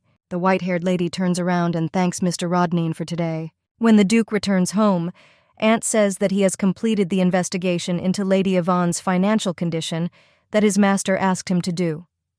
Rodney, with a gloomy face, tells his servant to report. The ward claims that she has no debts, and she has not lent money to anyone. Everything is crystal clear. He asks what happened to the gentleman because he looks so puzzled. The Duke asks Aunt how he can confess his feelings to a girl who doesn't need money, expensive gifts, or dates. The servant asks if the girl herself said so, and says that if she doesn't need anything, it means refusal. In other words, the Duke was rejected. He is surprised that people like the Duke are rejected, but his master claims that the girl gave him a gift. Aunt says that she put a wall between them and gave reason to hope for more. The guy claims that the girl deserved the title of villain. The Duke gets very angry at such words and orders his servants not to dare talk about her like that. The ward apologizes and says that he is worried about his master. Rodney asks what is bothering the guy so much. He says that if you think about it, then his master for a lady is just one of the fish in her aquarium. The Duke asks what this means. Aunt explains that this is now a fashionable expression in the capital. It means that a person continues to meet with a fan, although they have the intention of developing this relationship, as if keeping fish in an aquarium. Rodney remembers the main character and says that if this is Yvonne's aquarium, then that's quite good. But the Duke thinks that it makes no sense for him to be in such an aquarium because of this terrible prince, the white-haired girl does not allow anyone to be near her. He thinks that he needs to draw her attention to himself first. Therefore, first of all, we need to deal with the prince. He tells Aunt to send a letter to the third prince that he will pay him a visit soon. Yvonne. Now she is at home. She still explained to her brother that it was not a date. The same one says that he hopes that the girl is not interested in the Duke of Yale's, but the girl assures that no, because they just met by chance on the street. Barden says that this is good because the Duke speaks in such a soft voice that she herself will not notice how she will succumb to his charm. The girl asks her brother if the Duke charmed him, and he tells him if he could see his face when meeting him. Barden asks what she is talking about and what kind of face he had. But the white-haired lady says that she doesn't even know, because her brother should know better. In the evening, the guy is taking a bath. He is really worried about his sister, and she is just joking. Barden begins to use magic and uses it to spin water around his fingers. He thinks that his sister suffered so much because of the prince and he cannot allow this to happen. He remembers Adrian saying that the lady wouldn't be able to forget him so easily. The brother thinks that if His Highness had not been a prince, he would have killed him even then in the garden. Barden remembers that day in the garden he noticed a strange print. He almost forgot about it. The guy gets out of the bath and puts on a robe. He takes the bracelet in his hands and goes to the mirror. His brother looks at the bracelet with a purple stone, but looking in the mirror, he notices that there is something behind him. This is a huge scolopendra. Barden turns around in shock and asks what it is. It attacks the guy and knocks him to the ground. The bracelet jumps out of the hands of the white-haired guy and pounds towards the door. Barden doesn't understand how this nasty thing got there. He uses protection magic. This black haze looks like dark magic. My brother thinks who could have sent this monster. The guards should have come running there a long time ago, but they are not there, which means the connection with the outside world has been broken through magic. The guy's barrier begins to crumble. Yvonne is sitting in her room. She asks Carol if she heard anything, but the maid does not understand what her mistress is talking about, and the white-haired girl thinks that she imagined it. But suddenly she hears another crash and runs out into the corridor. The maid asks where her mistress went and follows her. The girls go to Barden's room. The maid reports that this is the young master's room, but she hears absolutely nothing. Yvonne opens the doors and tells the maid that her brother is in danger. She asks the maid to call people. The girl understands that she clearly heard some kind of roar and the words of a spell. She ordered to call people, but suddenly nothing special happened. She would be embarrassed. The girl looks through the open door and sees her brother fighting a monster. She asks in shock what is happening. Barden notices that his sister has arrived and asks her to strike with magic. But now the girl cannot use magic. The guy notices that poison is pouring out of the monster's mouth and warns his sister about it. The girl gets very scared and a protective barrier appears around her. The brother asks his sister if she just woke up and tells her to quickly use magic. Scolopendra breaks through his brother's barrier. He creates a magic circle to jump away. Yvonne realizes that the magic broke because of her. She would like to do something, but her body does not listen to her. The girl asks when Carol will return and whether Barden will be able to hold out until help arrives. Since the girl can't help, it's better for her to move away. Her brother begins to use attack magic, but the monster does not take anything. He thinks his sister panicked. Surely this is the first time she has seen such a monster. She was naturally confused in such a situation. He himself almost lost consciousness when he first saw such a monster, but without the help of his sister, Barden will not be able to cope with it. He tells Yvonne to pull herself together, but suddenly the poison paralyzes him. The guy is very angry at his powerlessness, but his sister may be in danger. Suddenly, the main character screams so that the monster does not move. She calls him a lousy bug and throws his bracelet. With this blow, she seriously injures the monster. Somehow rumors come running, and they ask if Mr. and Mrs. are okay. Barden had forgotten that the most useless thing in the world was worrying about his sister. Cordelia begins to bleed. She claims that this simply cannot be. The contract with the monster ended, and in return her life became shorter. She thinks how the white-haired lady killed her monster with some insignificant bracelet. At first the girl was able to do this with the monster that followed her shadow, but the centipede named Callan, whom the princess sent to Barden, was a monster of the highest level. He is not someone who can be defeated by ordinary physical strength. Cordelia realizes that the main character appeared at exactly the right moment, but she couldn't hear anything from outside because of the dark magic. The princess comes to the conclusion that the girl already knew what was happening, but this is impossible since Cordelia did not plan to attack Barden. She was only going to follow him until she found out that he recorded her trail on that tree. The princess looks at the magic ball and wonders if it really was a pure coincidence. However, the girl understands that something doesn't add up, so we need to check whether the young man's sister could find out something. At this time, the father of the main character looks at the locked monster. He claims that this is the monster of a dark magician, and there is no doubt about it. The man asks if this centipede really appeared in the house, and Barden replies that yes, and last night the monster suddenly appeared in his bathroom. And judging by the direction, he either climbed through the window or was already waiting for him inside. The young lady remembers that the window was tightly closed. Then the young man assumes that maybe the monster had already followed him when he went to the war to make a report. Father says it's quite possible, but he doesn't think so. Then the main character's brother asks why. And the man replies that only a strong, dark magician can enter into a contract with such a monster, pledging his life expectancy as collateral. And after concluding this contract, a connection with the monster appears, because of which the mock cannot travel far. And the young man asks if this means that there is now a dark magician in the capital. His father replies that this is exactly the case, and is also so impudent that he dared to send his monster to the duchy. Dark mages are those who have made a contract with hellish demons. They summon monsters to cause war. The strongest of them can enter into contracts with monsters and control them, which is why they are even more dangerous. The Empire strictly punishes those associated with dark magic, and also controls all information related to it.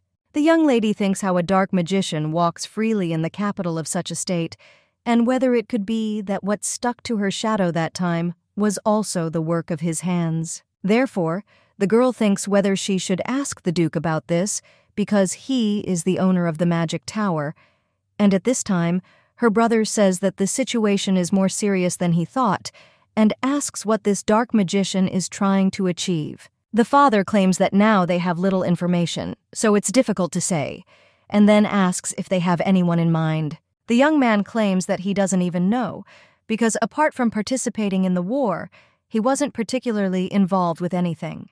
Then the father says that they do not know his purpose, and first they should strengthen the security. The young lady looks at the man and thinks that the reason why Barden could become the target of a dark magician. Most likely, in the novel, Yvonne became a dark archmage, but the girl understands that in order to avoid this fate, she did everything to stop being a villain.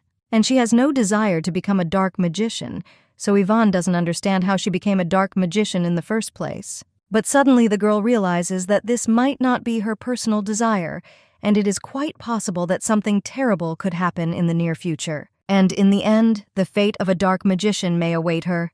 The young lady, thinking about this, does not know what to do. But her father turns to her and asks how the girl finished off this monster, because it has thick scales, which even powerful magic or the ball technique does not affect. Barden puts his hand in his pocket and doesn't even know how to explain all this.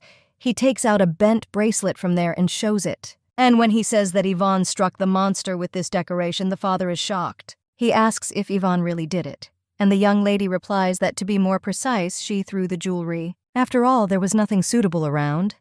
Then the man asks why his daughter didn't use magic. The young lady smiles in response to this and does not know what to answer. She is thinking whether to tell her father that she cannot use magic. The girl goes through several scenarios in her head.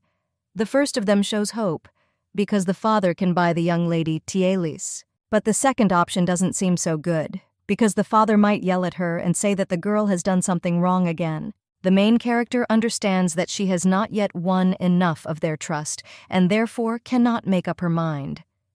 Then he starts talking. But her brother interrupts her and says that it's all because of him, because that monster grabbed him, and in that situation, Yvonne could not use magic.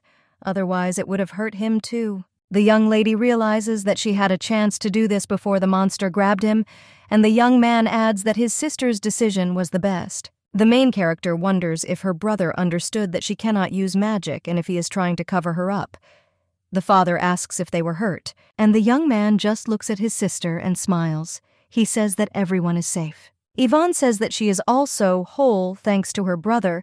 She thinks that it was even touching because lately the guy has been trying to please her, which was awkward, and perhaps he would like to be on good terms with the real Yvonne.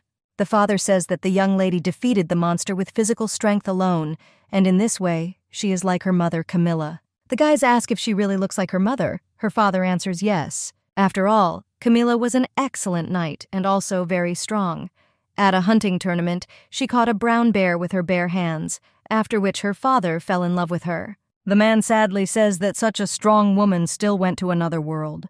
But then, after a minute of silence, he claims that they have somehow moved away from the topic, and in any case, he will try to find out what is the matter, and then asks if the guys want to tell him anything else. Barden says there's more to it, and he'll get straight to the point. Then the guy claims that the Duke of Yales hangs around Yvonne and doesn't leave her behind, and the guy is courting his sister in this way. That rumors about their date reached all the way to the Imperial Palace, as well as the Academy. The Duke of Yales is kind to everyone, so Barden is worried about how he may mislead Yvonne and hurt her feelings. The young lady claims that this is not so at all and that those around her misunderstood everything. But the father cries out that if the Duke flirts with Yvonne again, then let the son immediately tell him and the father himself will talk to him. The main character only thinks why no one listens to her, but then the maid turns to them from behind the door and reports that a guest has arrived to see the lady. Brother and father are a little wary of this because this has never happened before, so it seems very surprising to them.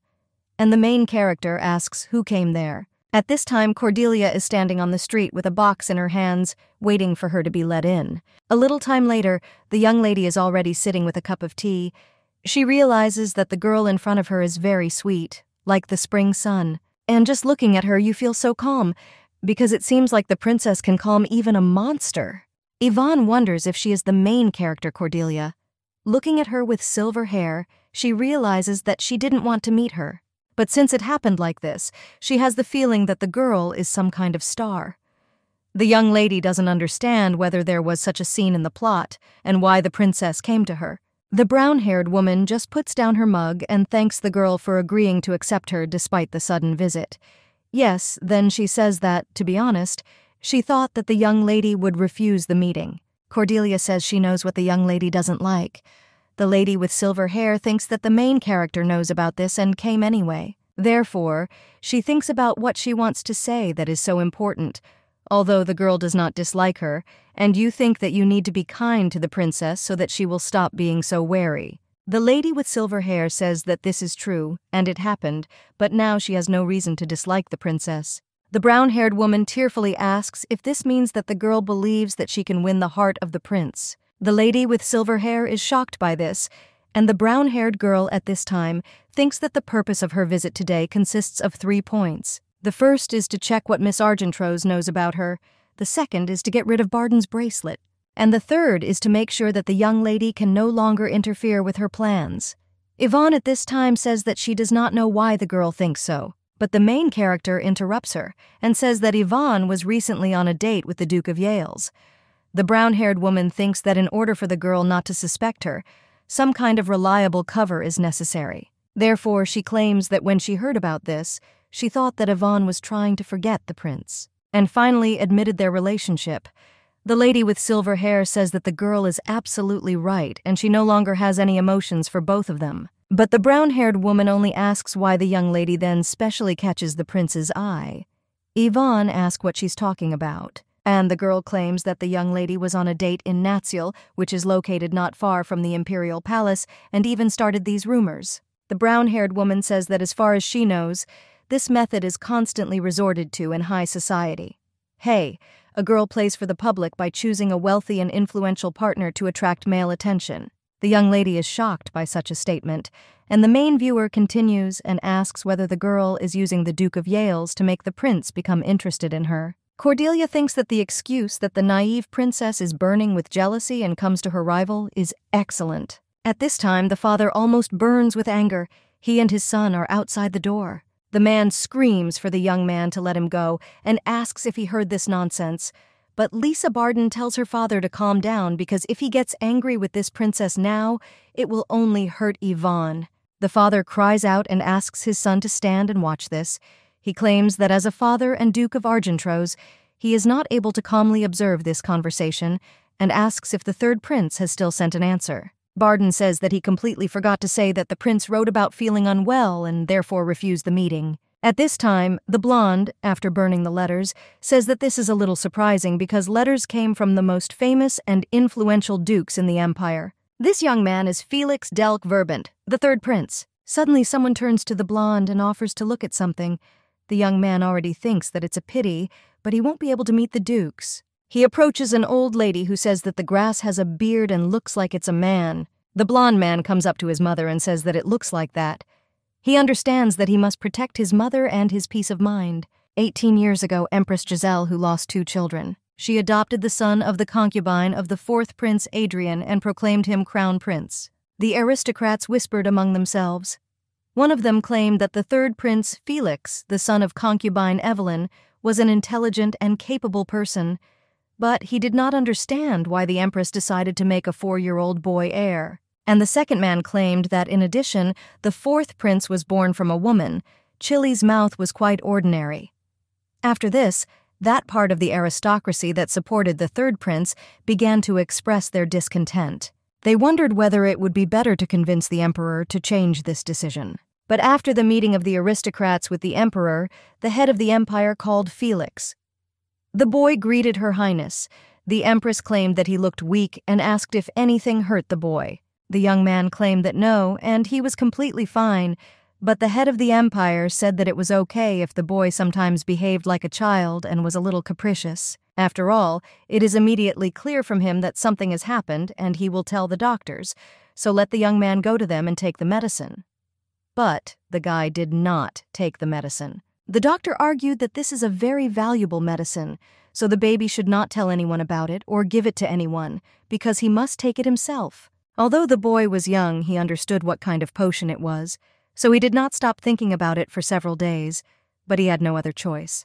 The young man understood that if he were not there, then his mother would be able to live in peace. But after drinking this liquid, he realized that there was water there, and then he heard his mother scream in his room. The boy immediately turned around and began to run into the room, and when he entered there, he saw a terrible picture of his mother lying on the floor. The maid claimed that, fortunately, the lady was saved, but I greatly influenced her state of mind, which may last her whole life. Now she is holding flowers in her hands and claims that Felix loves them very much. The young man asks if his mother planted them for him.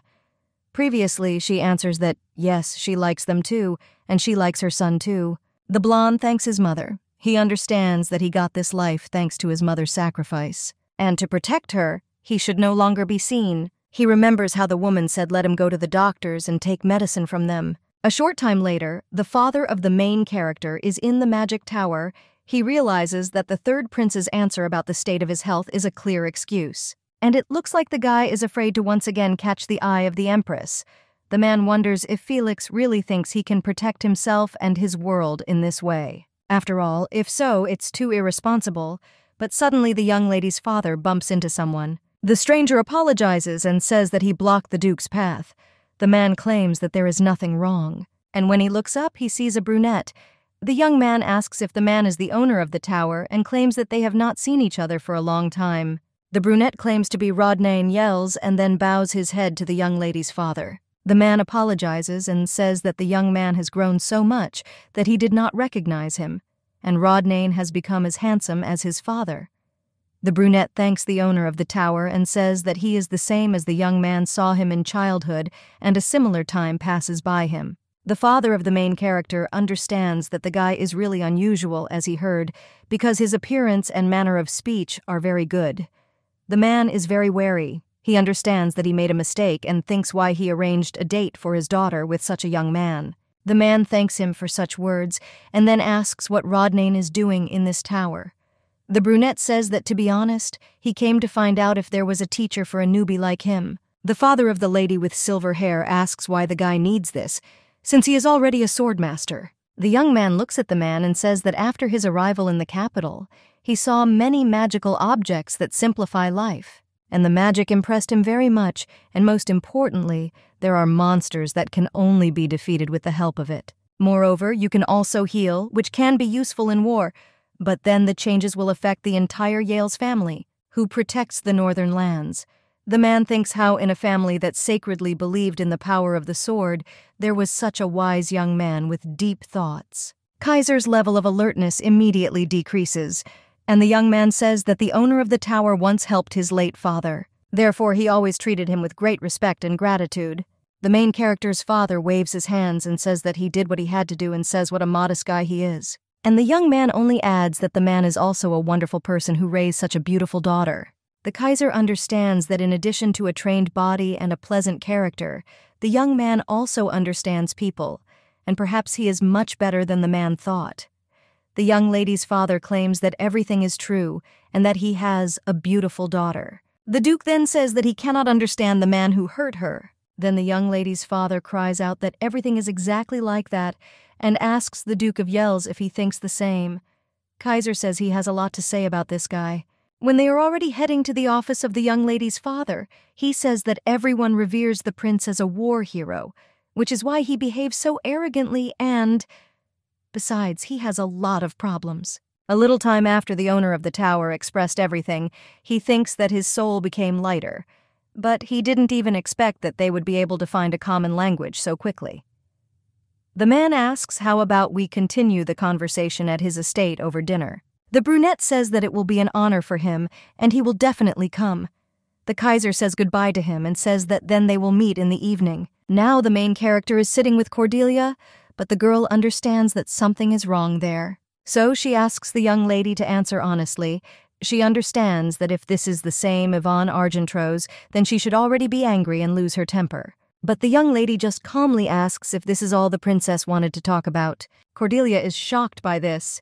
And the young lady says that she was just curious because the princess arrived at such an early hour, so the girl thought that she had some serious business. The main character only wonders if the girl is really testing her, because judging by this strange manner of speech, it feels like Yvonne is interrogating her. But who knows, maybe this girl is much more dangerous than she thinks, so the princess decides that she needs to get rid of her before things go too far. The brown-haired woman cries out what could be more important than this, and claims that it seems the young lady still has not understood the whole essence of the situation, and although she can say that she did not have any intentions, who will believe her words? After all, she is the same villain who is ready to do anything just to get the prince. You are already rumored in high society that she is using the Duke of Yales for her own selfish purposes. The brown-haired woman asks why she and the prince and Duke of Yales should suffer because of her alone. Cordelia tells her to answer directly unless she's the type who likes a tarnished reputation. The princess understands that if she adds fuel to the fire to anger the girl and make her go crazy, then she will destroy herself. The brown-haired woman thinks that, as she always does, she will destroy what is bothering her, burn it and break it so that it goes away on its own. The main character thinks that she will turn the young lady into a criminal who tried twice and will also kill the future wife of the crown prince. And what could be better than such an ending? Yvonne raises her hand, and the main character becomes a little wary. She understands that the girl was caught, and now she will ruin her own life. But the main character only sticks a fork into the cake. She claims that, of course, it's a pity that such rumors are circulating. But she just told the whole truth about her feelings. Cordelia is shocked to realize that her plan didn't work. Yvonne claims that the most important thing is that the prince has such a sweet bride and he pays absolutely no attention to her. Then the lady with silver hair asks why he should be so afraid. She takes the teapot and says that if there are any problems, then it is best for the princess to talk about it with the prince in person. And you shouldn't involve strangers in your affairs. This makes the main character blush and scream. But then Barden comes into the room and says that this is enough. He claims that he was passing by and overheard their conversation, so if the lady continues to insult his sister, he will no longer tolerate it. The brown-haired girl thinks that the guy himself treated his sister as if she didn't exist, and now he's suddenly pretending to be a caring brother. But the girl understands that nothing can be done, and she will have to retreat, so Cordelia needs to come up with another plan to harm the girl. The brown-haired woman says that she is ashamed of her behavior because she could not control her emotions and allowed herself too much, although this is just an excuse. But she was confused by this gift from the prince. The main character, looking at the box, asks what is there, and the girl claims that there is a gift that the prince gave to her through the maid. Barden just asks what this has to do with the situation. Cordelia, with a sad expression on her face, says that this gift was not intended for her, because the young lady herself will understand this when she reads the note. Because it is her gift. Barden just looks at the box, puzzled, and the main character says that she will not justify her behavior, but wants them to know that she did not have any ill intentions towards the young lady, so she bows and leaves. Yvonne and her brother just look after the main character, after which Barden turns to the young lady. He asks how his sister endured this with her character, and the princess even leaves there alive. Yvonne just smiles in response to this. She says that all this is thanks to her brother. After all, he couldn't find a place for himself standing outside the door, so the girl was afraid that if she did something, the guy would lose consciousness. Barden just asks how she knew and when she realized it. But the young lady only says that she has good hearing and she forgives what the young man overheard, but only today. And in her thoughts, she adds that these are not just words, because she is really glad that Barden was there, because she could say whatever she wanted, because she knew that the young man would take action if something happened. The girl remembers that even she was angry, and the lady with silver hair is afraid to imagine what the real Yvonne would have felt. She thinks that this meeting would not have ended with just one conversation, and at best, it would have taken 30 weeks to completely recover from the wounds, but she tries not to get between them. Barden heads to the door and says that regarding this box, let the girl not dare open it and let him give it to him because he will throw it away on the way.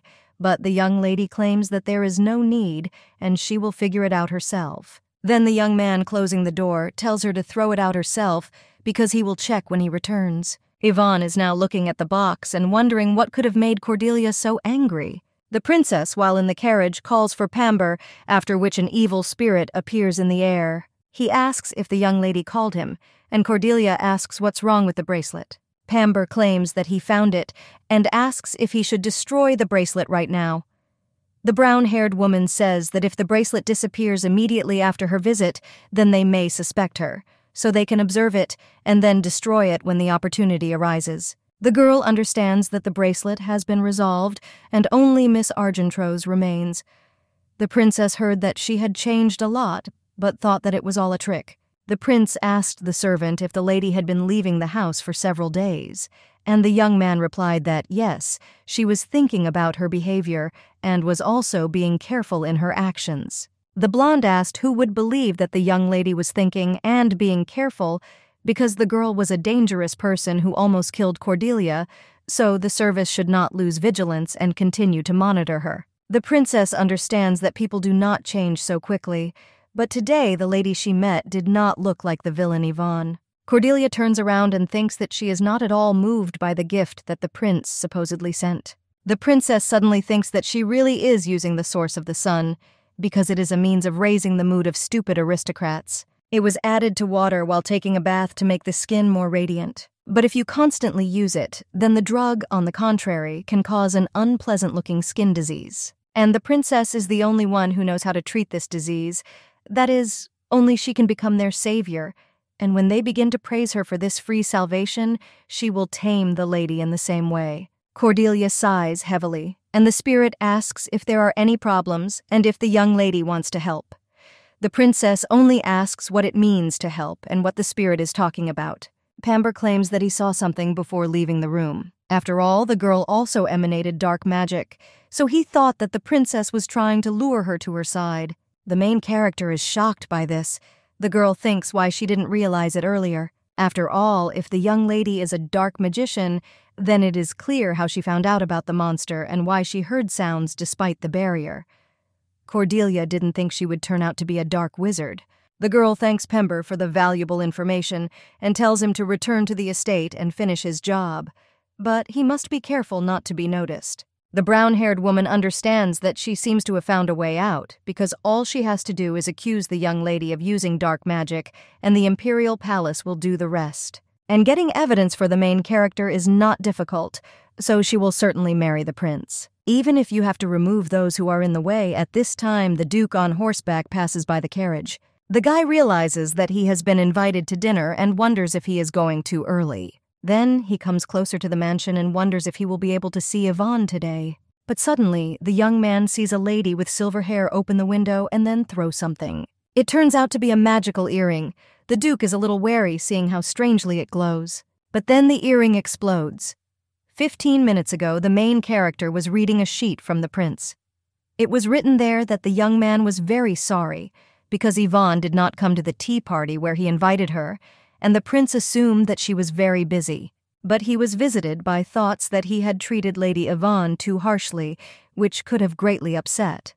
Also, while drinking tea, he accidentally learned about this bath product, which is popular among young ladies, so he thinks that the girl will like it. Lady with silver hair. Now she understands why the main character was so angry, because the young man behaves disgustingly. The girl looks at the bath product and thinks that she thinks it looks quite expensive, so it's better to throw it away. But suddenly, from behind the doors, the maid turns to Madame Yvonne tells her to come in. Then the maid enters the young lady's chambers and reports that a message has just arrived from Ferretro, saying that they can start making cosmetics from the rhodia herb. The lady with silver hair asks if this is true and then says that this is great because now all that remains is to decide what kind of products they will produce. Carol asks if the lady has any ideas, and the girl says that she doesn't even know.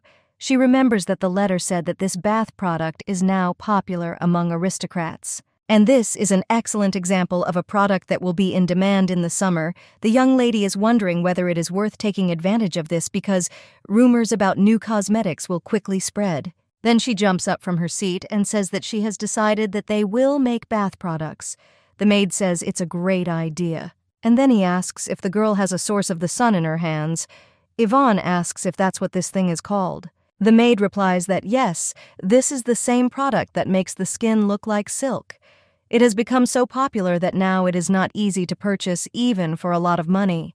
The main character asks how much they sell such a product for. Then Carol thinks and says that for one bottle, as far as she knows, about 10 million gold. The main character is shocked by the amount announced. She realizes that she almost threw away 10 million. The young lady puts the money back in the box and thinks that she should keep it and then sell it. The maid's wife asks if this is by chance a gift from the Duke of Gels. After these words, the young lady's hand trembles. The girl remembers the young man, and because of this, she blushes all over, but she tries not to show it and says that Carol has a bad habit of thinking that everyone loves her. The maid says that it is impossible not to fall in love with such an ideal lady, and if she were a man, she would give her gifts every day. The main character says it's useless anyway, but then notices something strange. She turns to Carol and points to her earrings, which begin to glow brighter. As soon as the young lady saw the unpleasant shine of the earrings, she was suddenly overcome by a familiar feeling of madness. The girl grabbed the earring from the maid's ear and ran to the window, and when I opened it, I immediately threw out the earring. At that moment, she acted with the expectation that there was no one in the garden, but when she realized that she was mistaken. The job was already done when the earring exploded, and the room was immediately filled with smoke. The main character understood that Rodnane seemed to be there. She immediately looked out the window with her excitement. But the sight of the young man safe and sound thinks what a blessing it is that he is alive. The guy just looks at her with misunderstanding and some sadness, and the lady with silver hair thinks that this is really a great relief. But she doesn't understand what to say now and whether the young man will believe that it was a mistake. The maid just comes up from behind and asks if the lady is okay. The main character immediately turns to her maid and says that everything is fine with her, and then asks if Carol was hurt. The girl says no, and thanks to the lady, she is safe and sound. The main character looks at the devastation in the room and says how good it is that Carol hurt me, but it's better for her to rest. The maid claims that there is nothing wrong and she will call people to clean the room. Then Yvonne says that she is asking for a favor, because now she needs to go out, because the explosion hit the Duke of Yales. The maid is excited and asks how this could happen, and says that it is all because of her, and then asks if everything is okay with the Duke. Yvonne asks why the maid thinks that it's all because of her, because it was she who gave the maid the bomb and she also threw it, so Carol doesn't have to worry about it. And when the girl closes the door to her room, she immediately starts running. She thinks in horror what she should do now. Going down the stairs, the main character thinks about how she could throw a bomb at him. At this time, all the servants gathered near the door. Yvonne wonders why the earring exploded at that very moment. At this time, a lot of people also gathered on the street. Suddenly, someone told them to move aside. After all, the lady is coming. One of the servants says that the lady was never interested in family affairs. The authors cry out for people to disperse quickly. Yvonne, examining the territory, realizes that everything looks intact, but she thought that everything there was destroyed. But suddenly the knight does not turn and asks if the lady guessed it too, because how can she see, despite the loudness of the bomb explosion, there is not much damage. After all, Hertz OGLs appeared just in time, and the cheese absorbed the blast wave with the help of an aura. Someone shouts that the swordmaster is truly magnificent. The knight claims that they will certainly find the criminal, and the lady with silver hair answers in her thoughts that it is not necessary. She elbows the knight and asks if he can move away. The girl thinks where to start and whether it is better to apologize first. She approaches the duke. The servants at this time ask if the duke is okay and offer healing, but the young man claims that everything is fine with him. And then he sees Yvonne and smiles at her. The girl understands that she has not yet decided what to tell him, but she is a little scared because the young man seems very angry to her. The main character realizes that she seems to have finally lost her head. The servants gossip among themselves and say how these two fit together. Rodnine is still looking at the young lady, and the girl understands that this is not at all true to believe the guy is looking sideways at her. But in reality, Yvonne was simply imagining the worst-case scenario. The young lady asks if Hertz Ogi was hurt. The guy says that he's fine. He just didn't expect this. He looks at the bouquet and said that he was going to give it to Yvonne. But while he was getting the ball, the flowers turned into this. The lady with silver hair thinks why he wanted to give her flowers. The girl says that she is glad because Hertz Ogi was not hurt. In her thoughts, she wonders if Rodnane could come empty-handed. She understands that this is a sign of politeness or thinks that this gesture should be perceived that way. The young lady approaches the brunette and asks if she can take this bouquet because the duke was going to give it to her. The girl claims that she just needed something to decorate the room. The brunette says that he can go and buy a new one, but the main character says that she likes this one and thanks the duke. After which the girl asks why he came to the Argentros estate, and the young man replies that the owner of the tower invited him to dinner. The lady with silver hair doesn't even know what to answer. After a moment of silence, she smiles and says that Rodnine is quite early. The guy claims that he had business nearby and quickly freed himself. Yvonne. She thinks that this doesn't look like a lie, but she doesn't understand why her father called the duke, and even if it's true, the young man's arrival too early could mean some other intentions. But suddenly a knight approaches these two and informs the lady that he is the chief of the guard. He reports that there was an explosion and an unknown bomb in front of the estate and asks if the lady knows anything about it. The main character doesn't even know what to answer, and the knight says that there are no other witnesses to the incident besides the Duke of Gels, who happened to be at the scene. But Herzog says that he knows nothing, and no other evidence was found either. The lady with silver hair just looks at the young man in surprise and asks if he said that he doesn't know anything. The guy nods with a smile on his face, while the knight stands in bewilderment. Then Accepted turns to him and says that the similar lady also has no idea who it is. He claims that he will tell the knight if he remembers something, so for now he can check other people. The man bows and says that he will return to them with a report a little later. Then the Duke smiles and asks Yvonne if she can accompany him. The girl says that of course she will take him to the living room, and she herself thinks whether the Duke wants to agree with her on something, because he may demand compensation, or he may begin to threaten that he will ruin her life if she throws another bomb at him. But the lady with silver hair is, of course, grateful to the young man that he did not accuse her in front of others. As they approach the living room, the girl realizes that she is scared to even think about what could happen, and when they enter the room, the Duke asks if this is Lady Yvonne's private living room. The girl says that yes, and she thinks that the living room on the first floor is too noisy. The young man claims that the glass is broken and it seems that the shockwave was too strong, and then asks if Yvonne is okay. The girl replies that, yes, she was just a little scared. She understands that she didn't notice in that commotion, but it's a little strange because no matter how strong Yvonne is, it's incredible because neither her hair nor her clothes were damaged. The Duke only says that this is a great relief, and the girl claims that she is also glad that Mr. Rodneen was not hurt, and also thanks him. The brunette asks what she is talking about, and the young lady replies that he didn't give her away, and this incident was a mistake, so she asks for forgiveness. The guy asks if it was really a mistake. The lady with silver hair says that there was a breakdown in the artifact, and she spontaneously threw it outside, and a guy was just passing by. The young lady says that she thought there was no one on the street. The brunette asks if she means that the bomb was about to explode, so the girl threw it out the window. The main character replies that everything is exactly like that, and the guy asks if he can ask why the girl didn't use protection magic then. Yvonne thinks that he is very smart, and yet court investigators are different from ordinary people. The girl is trying to justify herself, but she doesn't have the slightest idea how to do it. At this time, Hertz OG is just approaching her. The young lady is thinking about what to answer, and suddenly she says something wrong, after which she will be arrested.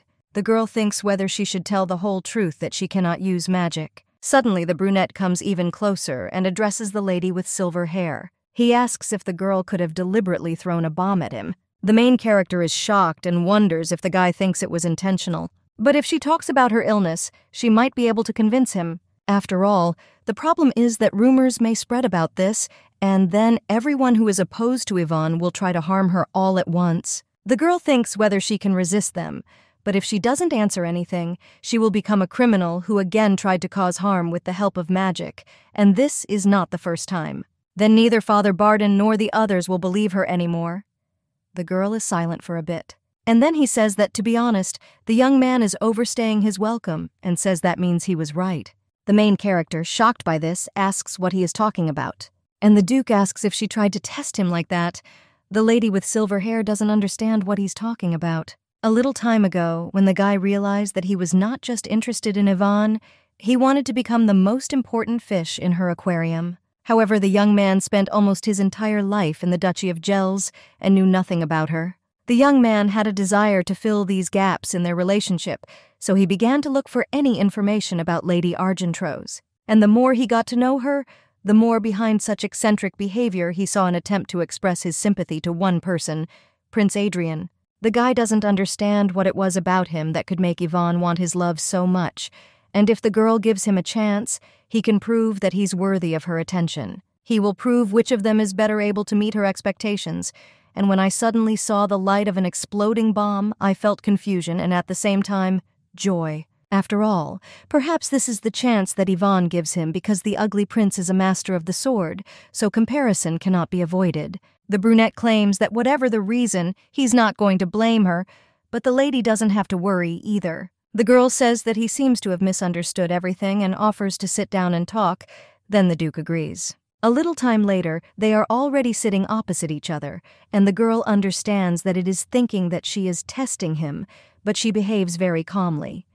The young lady asks Togo to listen and asks if the guy said that she was trying to test him. The girl thinks why she should check the Duke at all. Then the young man replies that maybe he was mistaken. But he thought that the young lady wanted to test his abilities, and the situation was just similar. The main character thinks what this means and then wonders if he really means it. The explosion at Naziel when she threw a bomb at Cordelia, well then, the prince protected Cordelia from the blast wave, but the girl does not understand what this has to do with the test. But then the silver-haired lady realizes that Rodneen could understand that she knows who he is. He thinks that the girl set up a similar situation and specifically wanted to check whether he was secretly sent by the prince or not. But still his calm attitude speaks volumes. That she cannot escape responsibility and cannot hide from him no matter what the young lady does, so she will have to choose and tell her about the magical memory loss and give up her own safety or continue to be a dangerous person for him. Therefore, the main character turns to Mr. Rodnine and asks if he said that he does not blame the young lady for anything. After the Duke replies that of course it is, Yvonne still asks her to forgive her because, to be honest, she really was testing him, and Mr. turned out to be a very noble man. The main character thinks that now she will see how kind the brunette turns out to be. The lady with silver hair asks if he could not tell that person about this, and in her thoughts adds that if he doesn't say anything, then no one will even know about her illness. But the Duke only asks who she is talking about, Then the main character replies that she is talking about His Highness the Prince. The Duke, in response to this, only puts his glass back with a knock, and the young lady wonders if she has angered him. The guy claims that he cannot understand why the girl suddenly started talking about the prince.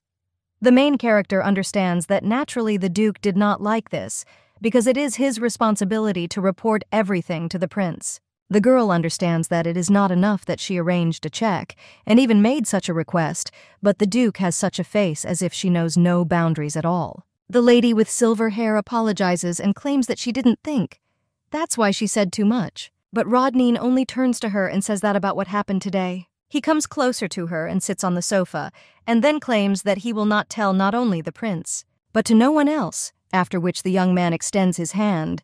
The main character, in response to this, extends her hand too, after which the guy puts an earring on her hand and says that she shouldn't worry so much. After all, he doesn't want to see the young lady in this state. Yvonne realizes that this is the same earring that she threw out the window. The girl understands that the young man is ready to do this even at the expense of his duties, but she does not understand why and asks about it. The brunette claims that this concerns only the two of them and asks why other people should know about it. The main character blushes at this answer and thinks that he believes that this incident has nothing to do with his investigation. The girl says that since the Duke says so, she will agree, and then thanks the young man. The girl thinks that it is good that the Duke turned out to be so kind, and perhaps even he sincerely believes that Yvonne can apologize. The brunette claims that then he himself will deal with the head of the guard. The main character is already worried about this boss, but the Duke says that it is necessary to finish the investigation of this matter, after which he puts his hand in his pocket. The young lady sighs because she thought that the young man was going to finish off that guard. And Rodney takes a communication artifact out of his pocket and claims that he used it in the Duchy of Yales. Therefore, they can pretend that it exploded for some unknown reason, after which the Duke crumbles the decoration in his hands. The main character says that he told the chief of the guard that he doesn't know anything and asks if the Duke thinks that he will believe. The brunette claims that to the young lady he is Rodney, but to the chief of the guard he is the Duke of Yales, so it is natural that he will believe it. Yvonne understands that the young man will put pressure on him with his authority, and for some reason such care suggests that she is special to him. The girl claims that in this case she will feel guilty, and a number says that she shouldn't think so, although if the young lady is so worried about it, then she could fulfill one of his requests. A short time later, Barden screams, asking Kuvan what happened there and what kind of bomb is on the estate. The servant asks if this is the master and then claims that he has just finished his investigation. He remembers how the Duke claimed that the explosion was due to a problem with his artifact and the investigation would be completed in the Duchy of Yales so they could finish the search. Now the knight claims that there was an error with the communication artifact of the Duke of Yales, which caused an explosion. Barden says it's good that it wasn't an attack and asks if the Duke is okay. The knight claims that he used aura and softened the explosion without receiving a single scratch, and now he went for a walk in the garden with his mistress. The main character's brother is shocked by this and cries out whether they are alone in the garden. The knight does not know what to answer to this, and Barden is already running into that very garden. He claims that he knew that this would happen and wonders why his father invited him. The guy thinks whether this naughty Yvonne took his words seriously, because, if so, he urgently needs to see them. The brunette, while walking with the main character, claims that he told the chief of the guard to stop the search. The lady with silver hair thanks him and claims that she is ready to fulfill any request of the Duke. The brunette then claims that she doesn't know what he's going to ask. He leans towards the young lady and the girl blushes a little at this. And then she claims that if the young man asks her for 20 billion, she is unlikely to be able to fulfill it. The brunette says that he will not ask for this because the young lady can run away. The young man combs the main character's hair and claims that his request is not very difficult. Then he asks if the young lady can call him Rod. The main character is a little surprised, and the guy adds that this is his affectionate name, and he wants the girl to perceive him a little closer. The main character says that of course she will fulfill this request, but will it really suit the Duke? Yvonne wonders if the Duke wants them to become closer because if so, she doesn't understand him at all. The young man agrees and says that this will be enough for him. Lady Cheese with ridged hair sighs. She doesn't think that the Duke has any interest in her, because it is unclear what goals he is pursuing. The young lady agrees. after which he calls the brunette by his affectionate name. But then the young lady asks if it was too sudden, but she thought that she should start right now. The guy says no, and it's simple. But suddenly someone screams his name. The silver-haired leadership wonders what kind of déjà vu this is, and when he turns around, he sees his brother running with all his might. Yvonne wonders if he's even breathing. When her brother finally runs up, the main character thinks that he looks like a fawn because Barden's legs are shaking. The guy claims that he rushed over as soon as he heard the news and asks if the Duke is okay. After the brunette replies that he is fine, the main character's brother claims that he would like to tell him something and asks if they can talk in private. The Duke thinks about what he is going to talk about and hopes that the guy will not say all sorts of strange things so that he does not approach Yvonne, after which he agrees and says that he just wanted to talk to Barden. The girl says that then she will probably sing. When the young lady leaves, the Duke invites Barden to speak first. The young lady's brother claims. What he believes made clear last time is that he should not approach his sister with frivolous feelings. Rodnine realizes that there is a reason why the eldest Duke of Argentros and his son are so against him. The point is that they are afraid that Yvonne will get love again. Therefore, the brunette says that he fully understands his feelings, and why he said so. A lot of the young man can be calm and believe that he is not going to hurt his sister's feelings. Barden realizes that again this smile has charmed him, and at this time the Duke begins to approach closer and closer. Rodnine asks if now he can say what he wanted.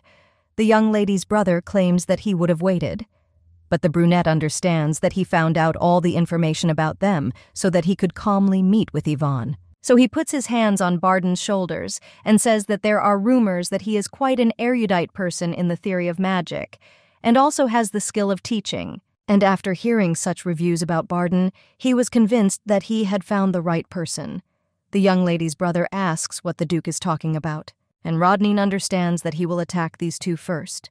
That same evening, everyone gathers for a meal at the table. The main character thinks what these two were talking about because they all suddenly became friends. Rodnine at the table says that he believes it is necessary to replace the forces that have long stood to protect against monsters in all parts of the Empire. Barden says that's true, but it would cost a lot of money to replace it. So many are against it. Then the Duke asks how about they propose this idea together, because it's all for the sake of the safety of the Empire. Kaiser says that the young man is so rooting for the country, and this attitude instills pride and peace for the future of the Empire. The brunette claims that he is also calm because the capital is guarded by such outstanding personalities as the Duke of Argentros and his son. The young lady realizes that a distance seems to have been created between them, but suddenly the girl hears some gossip. One of the maids claims that since the death of the Duchess, this is the first time they have had dinner together in such a pleasant atmosphere. And the second one adds that with such a handsome suitor for their young mistress. The girl thinks that in general this guy is not her boyfriend, and if he were, he would pay more attention to her. And the Duke communicates only with his father and Barden. The lady with silver hair is silent for a moment. She remembers how she entered the hall and apologized for being a little late. Duke? I rose from my chair and told Yvonne that she looked beautiful. The girl understands that after that he didn't say a word to her, but he himself asked to call him affectionately and is now so cold. She looks at her glass and thinks that there was nothing between them anyway, so there is no point in showing dissatisfaction. A few minutes later, the young lady's father and brother were already drunk, although they only drank half a glass. The young lady realizes that she cannot look at this, and the Duke claims that they seem to be a little tipsy, but Yvonne's father screams that this is not at all true. But the main character realizes that she can no longer tolerate these two drunkards and then finishes her meal. And gets up from her seat, she asks for forgiveness and leaves, after which the young lady sits on a bench in the courtyard. The girl sighs and understands that there is no point in going back there because it is just boring, so she will stay here for now. But suddenly she hears someone approaching from behind, after which the young lady turns around and asks who is there. It turns out to be one of the maids, and she turns to the mistress. The girl thinks that it was the maid who sometimes went with Carol. The main character tells her to come over because she doesn't want to strain her throat, and then asks what happened. The maid bows and says that her name is Udella Rognall, and she asks you to forgive her for her insolence and claims that she came to the mistress with a request. Yvonne realized that the servants had never addressed her personally before. Therefore, she tells the maid to speak. The girl also notices that in the hospital room she is shaking all over and seems to be afraid of Ivan. Udella kneels before the mistress and cries out, asking her to sell her the source of the sun. The main character asks if she is talking about the source of the sun, and the girl says that, and to be honest, her sister has been suffering from a skin disease for a long time. And she heard that the source of the sun can heal any skin disease, but no matter how hard the maid tried, she was unable to acquire this remedy. The girl, with tears in her eyes, claims that she recently learned that the young lady was given a source of sun. Therefore, she says that if the mistress is not going to use it, but the main character interrupts her and only asks what she is talking about, and she herself thinks whether this product had such an effect. The maid apologizes for daring to turn to her mistress with such a request. She thinks that she has probably crossed all boundaries and does not understand what will happen to her now. However, Yvonne says that she understood the maid, but she is not going to sell the source of the sun, but she was interested in this story. Therefore, the main character wipes the tears from the maid's cheeks and tells her to bring her sister. After the lady with silver hair gets up, she realizes that she didn't think there was a similar product, but her business with Rhodia herb could fail, well, if the source of the sun can heal various skin diseases. Why wasn't this mentioned in the book then? The maid complains to the lady and asks if she can ask about the reason why the young lady wants to see her sister. The girl claims that the Udella family are aristocrats and says that 10 years ago the daughter of Viscount Ragnila took lessons to become an heiress, but the right to inherit the title passed to her cousin. And the daughters of Viscount Ragnil ended up on the street. The main character asks if this is a story about her sister's maid. The maid is silent for a while, and then claims that, yes, that's right. Now the three of them live outside the city with their mother. The lady with silver hair understands from her place and claims that if the girl's sister received lessons from the heiress of the family, then she must be very smart. And there is one matter that her sister can help with, and it is of course not free, because if she accepts the conditions, Yvonne will give her the source of the sun. The main character claims that she would like to discuss the details with her personally and extending her hand to the maid. Udella agrees and says that tomorrow she will bring her sister to her mistress. The main character thinks that if this is not in the book, then she will have to find out everything herself. At this time, the young lady's father rises from the table and claims that in order to continue their conversation, he must sober up and return, after which one of the butlers takes him away, and Rodnane tells him to rest. When his father leaves, Barden claims that he thinks about what the Duke told him during the day in a positive way. Rodnane, with a smile on his face, asks if this is true, and if the guy agrees to become his magic teacher. And Barden says that he himself suggested this to him in the garden. The brunette thanks him, and the young man says that the Duke should not do anything that could hurt his sister Yvonne. The brunette only asks with a surprised expression on his face whether the young lady's brother really considers him such a rude person. Barden claims that this is not what he meant, and anyone would say that he is a noble, handsome, and exemplary gentleman. But that's not the problem, because the Duke knows why the young lady liked this lousy prince so much. After all, there weren't even any decisive factors, because as far as Barden knows, they didn't really talk.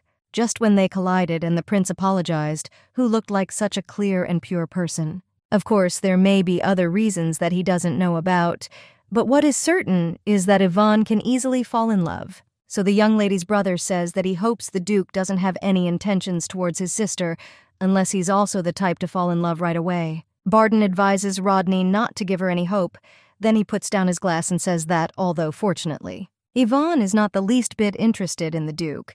The brunette asks why the young man thinks so. The young man with silver hair says that the Duke's gift, which he gave her on a date, Barden claims that he does not know what was in it. But the young lady claimed that she wanted to grind it into powder and drink it. After which the guy claims that it could have been tea, because if so, then it's understandable. The Duke fills his glass with wine and drinks it at once, after which he tells him to pour him another glass. Barden says that the brunette seems to like wine. The agency replies that it is so fragrant today. The young lady's brother says that this is good wine and invites the Duke to drink and enjoy. A short time later, the young man empties another bottle, after which they finish their meal. When the Duke leaves the building, he leans against one of the pillars. The guy remembers the reaction of the young lady. Singing it seemed to him that she liked that bracelet. But he remembers what the young lady's brother said and gets a little upset. The young man thinks what is in Yvonne's heart, and maybe she called him by name forcibly because he asked. But if you remember, the girl always behaved very carefully in front of him. Her gestures and facial expressions, all this could be because the guy was a burden to her, and through this, she could behave this way. But Rodnine thought that it was enough for him to be one of the fish in her aquarium. A little while ago, one of the servants asked the Duke what he said, and the brunette once again claims that he decided to study magic. Then the knight gets a little angry and screams whether he knows that using magic is against the rules of the clan. And the young man claims that he is now the Duke of Yels and is the head of the clan, so such things can change depending on the era in which they live. Then the knight asks why suddenly there is magic, and the Duke then runs up to the knight and fights with swords. At one point, he jumps over the servant and ends up behind him, after which he puts his hand on his neck. The brunette claims that now he can only control the aura, but if he has any other choice, the difference will be huge. The servant says that, to be honest, this seems like an excuse, and the Duke just wants to have something in common with Miss Argentrose. The brunette claims that too. Then the knight asks if the Duke's feelings are so serious because they just met several times, and the gentleman had never been interested in beautiful young ladies. And now, when he suddenly changed, the knight began to be tormented by doubts. The Duke asks what other doubts exist, and the young man replies that Miss Argentrose is an outstanding magician, and perhaps she cast a bewitching spell on him. Then the Duke asks if the servant wants to say that he cannot distinguish magic from real feelings, and the young man claims that this is not what he meant. And there are just rumors that Miss Argentrose is using the Duke to attract the attention of the prince, so the gentleman should also question her behavior. The girl returns to the estate. She realizes that she wanted to put her thoughts in order a little, but so much time has passed. The young lady wonders if they have already finished dinner, and if Rodnine has left, well, she understands that now is not the time to think about it, and first she needs to return to the room. But when Yvonne passes by one of the pillars, she sees a man sitting there. The main character immediately screams in fright and moves away a little. Rodnine, looking at the young lady with sadness, asks Yvonne if this is it. The main character thinks how he scared her, but she thought that he was a scent mercenary or a monster. The guy just looks away and says that he is Rod. The young lady is embarrassed by this. She thinks what a cute young man and asks why Rod is sitting there. The guy gets up from his seat and claims that he appeared before the young lady in this form, but he just needed to think. Then the lady with silver hair asks what he was thinking about. The young man is only approaching her. The main character notices that his face is red. The girl thinks that such a handsome guy can be photographed from all angles and still turn out like a magazine cover. And it's good that in the past, she didn't have time for celebrities. Otherwise, she would have become a loyal fan. The guy turns to the young lady and asks if she really liked the gift. The young lady asks what he is talking about, and the brunette then says that the girl said that she would make powder out of it and drink it. The main character is shocked, wondering if Barden really told him everything. The lady with silver hair says that this is a misunderstanding, because of course she said so, but however, the guy interrupts her and claims that it is true, and the young lady says that she really liked the gift. It was just the circumstances. The young man asks what kind of circumstances the young lady is thinking about, what she should do, and how to distract him this time. The girl looks at Rodnane and thinks that he treated her without any prejudice, and also helped, and now because of her the young man has such a sad face. So the lady with silver hair thinks that she doesn't want to deceive him anymore, and then screams that he is actually her. But the guy just puts his finger to his mouth and tells her to be quiet. And she waited because someone was watching them. The young lady turns around and looks around. But behind her she sees only the window of Barden's room and wonders if her brother has decided to spy on them. The girl claims that there is nothing wrong and the Duke need not worry. But the brunette claims that he has some kind of unpleasant feeling, so he needs to check. But the main character says that everything is in order and adds in her thoughts that he is just looking at them with his evil gaze. The young man claims that it won't take much time, but the girl thinks that she doesn't want to create awkward situations, after which she grabs the guy's hand and puts it against the wall. But since she is stronger than ordinary girls, it comes out more like a blow. Then the main character presses him to the wall and tells him to calm down because she will call the guards to check. The Duke is about to do something and reaches out his hand, but then clenches it into a fist. And looking away, he agrees with Yvonne. The main character thinks that the drunk Rodnine is quite stubborn, and yet he is so cute that he listened to her words. But suddenly, looking at the hand and the guy, the main character notices something. She sees that the wrist has turned a little red and then apologizes because she was rude. The guy says that it's okay. And looking at his wrist, he is a little surprised because although it was just a moment, the girl got the better of him, and Yvonne is so strong. That's why the guy thinks she has a lot of talents. The main character only asks if he is angry. The young man says that there is no, and there is no reason for anger, so the girl can grab him again. Yvonne asks what he's talking about, then thanks him and says he won't. The brunette says it's a shame, then asks if the young lady was going to tell him something. The girl says that, yes, she will tell too. But the young lady claims that this is a secret and should under no circumstances be told to anyone. Rodney leans over to her and says that if it's a secret, then he doesn't think it's worth telling it here. And the young lady doesn't have to tell him. The lady with silver hair thinks how close he is. With a reddened face, she says that she wants to tell him if the young man has no urgent matters. Yvonne doesn't know what to answer, and might better suggest going somewhere else and having a cup of tea or asking if he wants to admire the moon. Therefore, the main character can't come up with anything better than inviting the young man to stay there overnight. At this time, in one of the rooms, an evil spirit crawls out from behind the bedside table. He thinks who this guy is. After all, he couldn't see him, so it looks like the young man has highly developed feelings. The evil spirit understands that if another so-and-so appears, there will be problems, so this will not work. He intended to wait 2 or 3 more days, but Cordelia was long gone. Therefore, you need to destroy the bracelet right now, after which the evil spirit begins to destroy it. But suddenly the doors behind him open, and the butler brings Barden.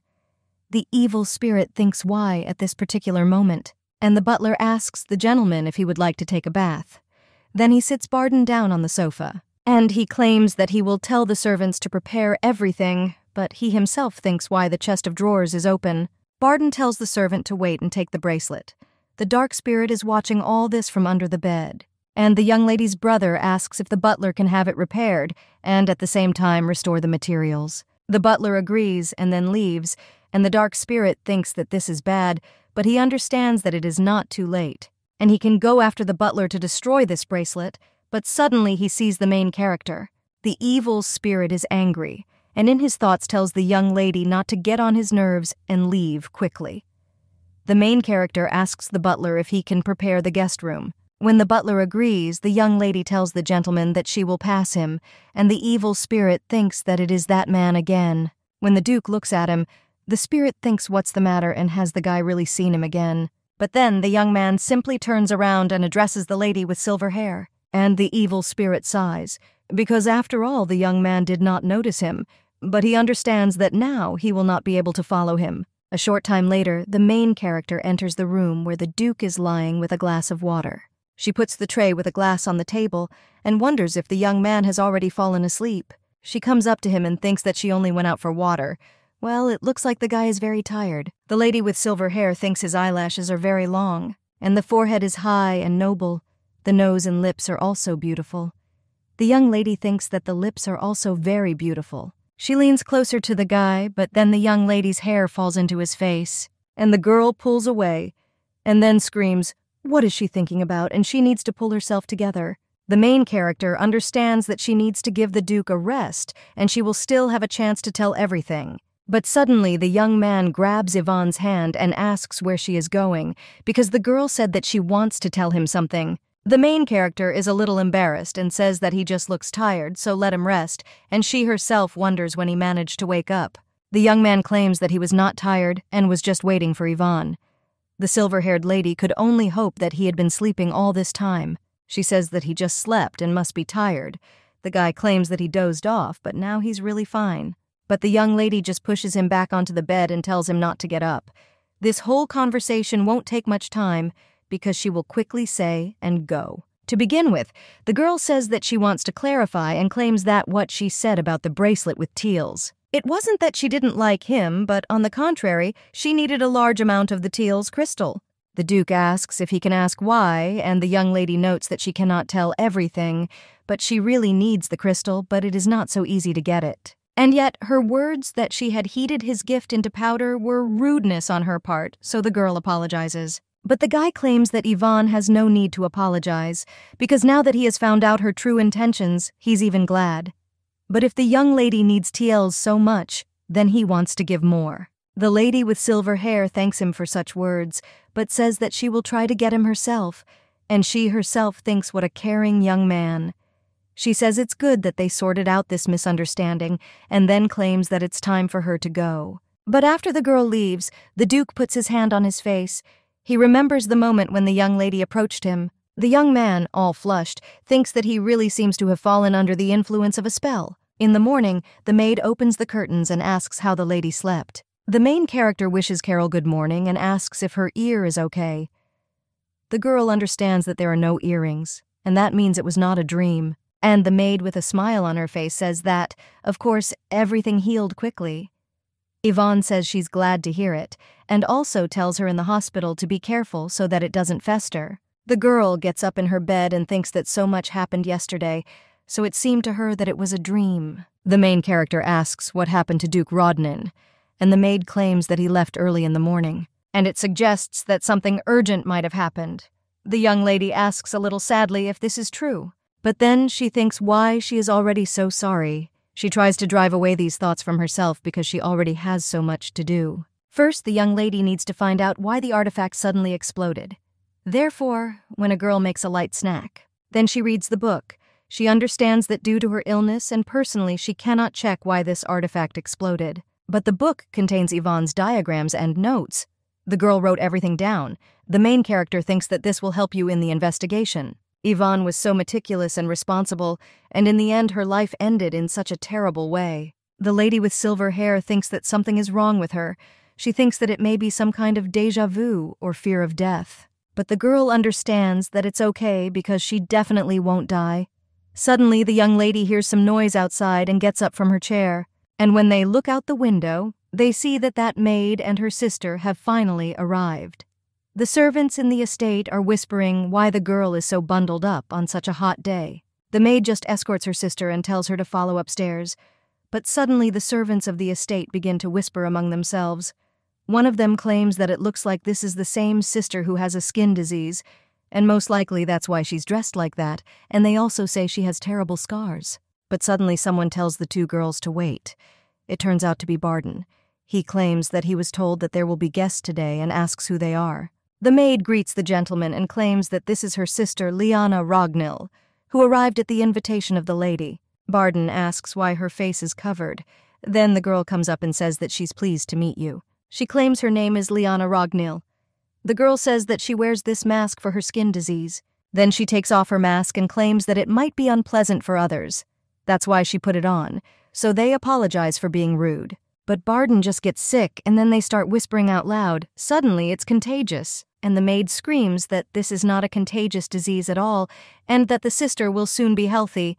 But the gossip only continues, and someone claims that the Duke didn't like the girl either. Barden says that this is not the case and that the estate has just been uneasy lately, so he asked. But then, closing his mouth, he says that he'll probably go.